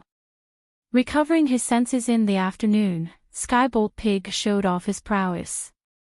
Not only did he find a lot of discarded cell phones and household appliances, he even found a couple of old bags from the Villa district. They were all from international brands, and he brought them to a second-hand shop and sold them for more than 10,000 kwai. His income for the day was close to 20,000 kwai. Grandma's son was shocked, and she couldn't help but admire Skybolt Pig. Meng Yao and Yushu let out a breath of relief when they saw that Skybolt Pig was really able to find these valuable items. From now on, as long as they followed Skybolt Pig to pick up these things, they wouldn't have to pick up mineral water bottles, beverage bottles, and cardboard boxes anymore. With Skybolt Pig around, they would always be able to reach the places where the valuable items were thrown away. Although sometimes, other scavengers would get there before them, and they wouldn't be able to find anything, but overall, Skybolt Pig was still very fast. With the help of the ice spirit fruit and medicine, Lin Yi slowly regained consciousness, and he woke up from his coma. However, he only woke up in the jade space, and he still couldn't feel his body. Lin Yi opened his eyes in the jade space, and he felt extremely hot all over his body. Every single meridian in his body felt like it was on fire, and it was very painful. "You're awake." Zhao Yazi saw that Lin Yi had woken up, and he was surprised and happy at the same time. Zhao Yazi had been panicking all this time. He was just a phantom, and he couldn't do anything about Lin Yi's coma. He couldn't contact the outside world either, and he could only watch Lin Yi pass out every day. Although Jiao Yazi could feel that Lin Yi's body temperature was dropping, he couldn't guarantee that Lin Yi would wake up. It all depended on how the outside world treated Lin Yi. Now that Lin Yi had woken up, he could finally breathe a sigh of relief. Jiao Lao. What happened to me? Lin Yi asked in a daze. He remembered that he was cultivating before, and then he didn't know anything. Previously, something went wrong in your cultivation and you went berserk. Don't you remember? Jiao Yazi said. Oh. Qi deviation. Yes. Lin Yi nodded as he recalled the pain he had suffered during his cultivation. However, he did not know why he had suffered qi deviation. But why did this happen? I'm not sure either. You'll have to find the reason yourself after you wake up, Jiao Yazi said. He could only communicate with the outside world through Lin Yi. Since Lin Yi was unconscious, Jiao Yazi naturally could not hear the conversation between Mo Kongwen and old Lin. Wake up. How can I wake up? Lin Yi tried, but unfortunately, he could not return to the real world from the space in the jade pendant. He could not even communicate with the outside world. The people around you must have taken some measures to temporarily suppress the fire poison in your body. However, just relying on them alone is not enough. Jiao Yazi said, the medicine from the outside world can only help you suppress and slowly refine the fire poison. However, once the fire poison is absorbed by your body, it will affect your body. It will do more harm than good. Therefore, it's best for you to force the fire poison out of your body yourself. This way, you can maintain the purity of the vital qi in your body, and it will be easier for you to cultivate the second stage of the art of dragon mastery. Force it out of my body. Lin Yi was slightly stunned. He then asked, what do I have to do to force the fire poison out of my body? You can try to use the art of dragon mastery to guide the vital qi in your body to gather all the fire poison in your meridians. Then, you can release the fire poison in one go like how you released a vital qi bomb. Jiao Yazi said. Gather it together. Can't I find some and force some out? Lin Yi asked. That's fine. But can you wake up now? I mean your body in the outside world. Jiao Yazi asked. This. I can't. Lin Yi shook his head. That's it. Jiao Yazi said, you can't even wake up. How can you release your vital qi? Are you trying to release it into the space in the jade pendant? If you release it here, when you absorb the energy in the space in the jade pendant, you will be in danger of being sucked back at any time. I see. Lin Yi immediately understood what Jiao Yazi meant. In other words, I can only wake up when I gather all the fire poison in my meridians, right? That's it. Jiao Yazi nodded. Man, I still have to force the fire poison out of my body. If I was like Zhang Naipeo, I wouldn't have to go through so much trouble. Lin Yi smiled bitterly. At this moment, he was envious of Zhang Naipeo. As far as I know, yes. Jiao Yazi's answer surprised Lin Yi. Yes.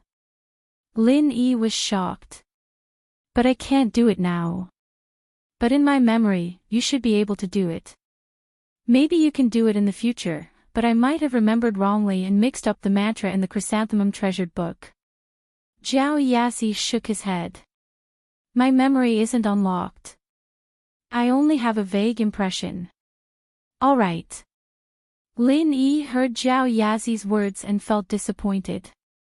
Even if he could, now wasn't the time, and there was a chance that Elder Jiao might have remembered wrongly, messing up Naipeo's memories of the chrysanthemum arts. Right now, he needed to use the art of dragon mastery to guide the fire poison in his meridians, compressing it together and forcing it out of his body. Calming himself down, Lin Yi focused all his energy and channeled the first stage of the art of dragon mastery. He started searching for the fire poison in his meridians. Lin Yi had the experience of repairing his own meridians multiple times before, so he was very familiar with the meridians in his body. He channeled the art of dragon mastery with ease, letting the pure energy flow through his meridians, searching for the fire poison in them. Of course, at the start, Lin Yi didn't focus on the parts of his body that were affected by the fire poison.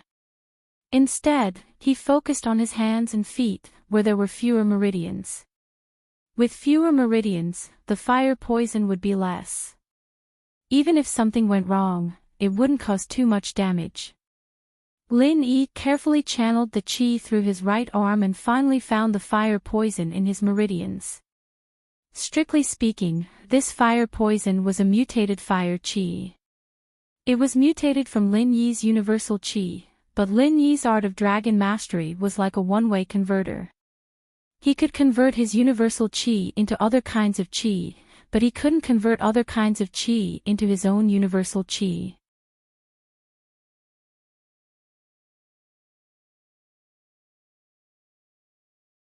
Chapter 1833. A delightful discovery. This was the exact opposite of Naipeo. This was also why Lin Yi envied Naipeo. But looking at it from a different point, Naipeo could convert other people's qi into his own, and that meant that his qi wouldn't have any healing abilities. Lin Yi still had an advantage in this aspect. This mutated fire poison qi filled every corner of Lin Yi's arm. They weren't connected, but were spread out. Perhaps it was because of the suppression from the outside world, they were temporarily suppressed by the qi in his body. Without the suppression from the outside world, they would probably have the upper hand. Lin Yi carefully used his own qi to surround the fire poison qi, thinking of a way to gather it all together. Only by gathering it together and suppressing it would Lin Yi wake up and force it out of his body. But, while it sounded easy, it was extremely difficult to do. When Lin Yi's qi came into contact with the fire poison qi, the originally peaceful fire poison qi became restless again. Lin Yi suddenly felt an incomparably hot aura coming from the fire poison qi, making his entire body shiver. This fire poison qi was terrifying. It was just a moment, but it was enough to make people feel intimidated, not wanting to go near it at all.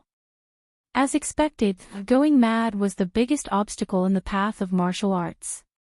Since the ancient times, there had been many geniuses who had been ruined by going mad, either going mad for the rest of their lives, or exploding and dying. Even with Lin Yi's strong willpower, when he first came into contact with the fire poison qi, he had the urge to give up immediately. But Lin Yi took a deep breath, gritted his teeth, and persevered. He quickly channeled the first stage of the art of dragon mastery, using his qi to force the fire poison qi to his right hand. Lin Yi was prepared to force all the fire poison qi in his body to his right hand, and then force it out at the same time. But in the next moment, Lin Yi realized that while his thoughts were perfect, the fire poison qi didn't seem to listen to the art of dragon mastery at all. It even seemed to be resisting it. This shocked Lin Yi. How could this fire poison qi be so strong? After half an hour of struggle, Lin Yi finally couldn't hold it in any longer, and gave up. This was because he realized that no matter how hard he tried, the fire poison qi didn't listen to his command, and didn't move at all. You tell me to go east, I won't go west, but I won't go east either. I'll stay where I am. What can you do to me? Although it was only half an hour, Lin Yi was already sweating profusely. He felt that the strength he used to fight the fire poison qi for half an hour was more difficult than breaking through to the next level.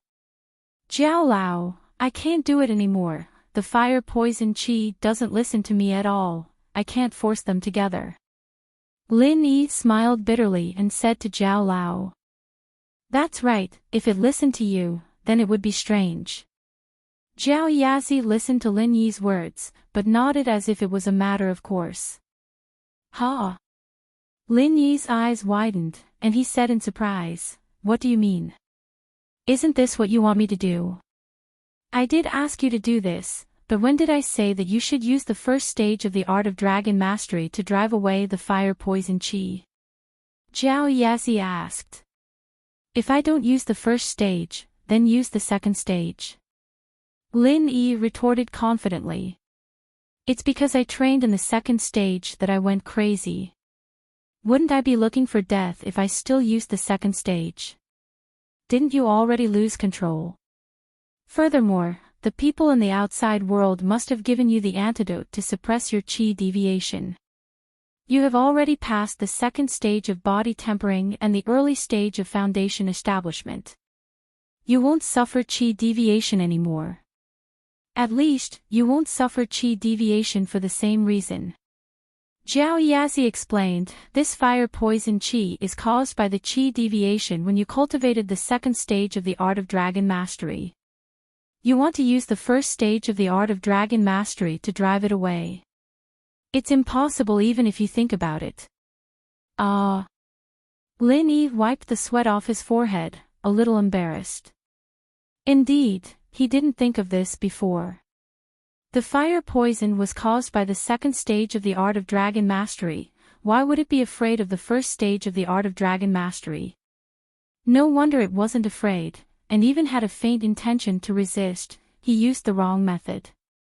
"Then, why didn't you remind me before, or stop me from doing useless things?" Lin Yi said sadly, wasting half an hour of effort. "When you were cultivating, I didn't dare to disturb you.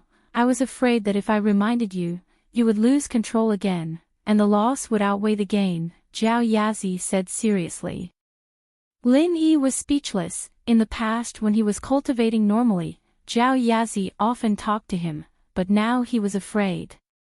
However, Lin Yi also understood that he had lost control, and it had traumatized Zhao Yazi, so he was afraid that something would go wrong in other aspects. After resting for a while, Lin Yi started cultivating the Art of Dragon Mastery again, but this time, he was cultivating the second stage of the Art of Dragon Mastery. Because he wasn't very familiar with it, Lin Yi was carefully exploring and cultivating. Before he was familiar with the Art of Dragon Mastery, Lin Yi tried his best not to touch the fire poison chi.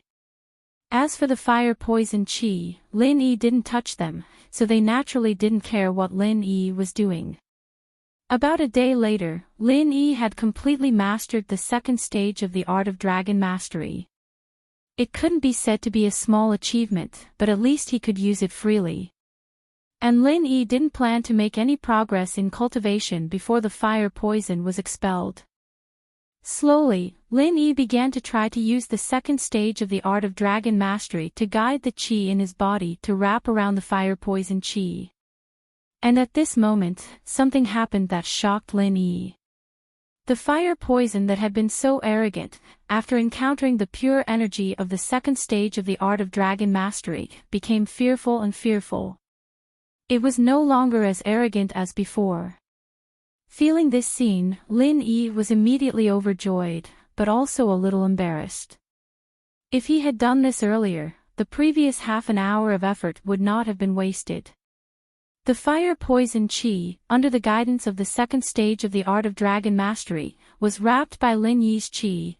Although it was a little reluctant, it still moved slowly. This change made Lin Yi even more happy.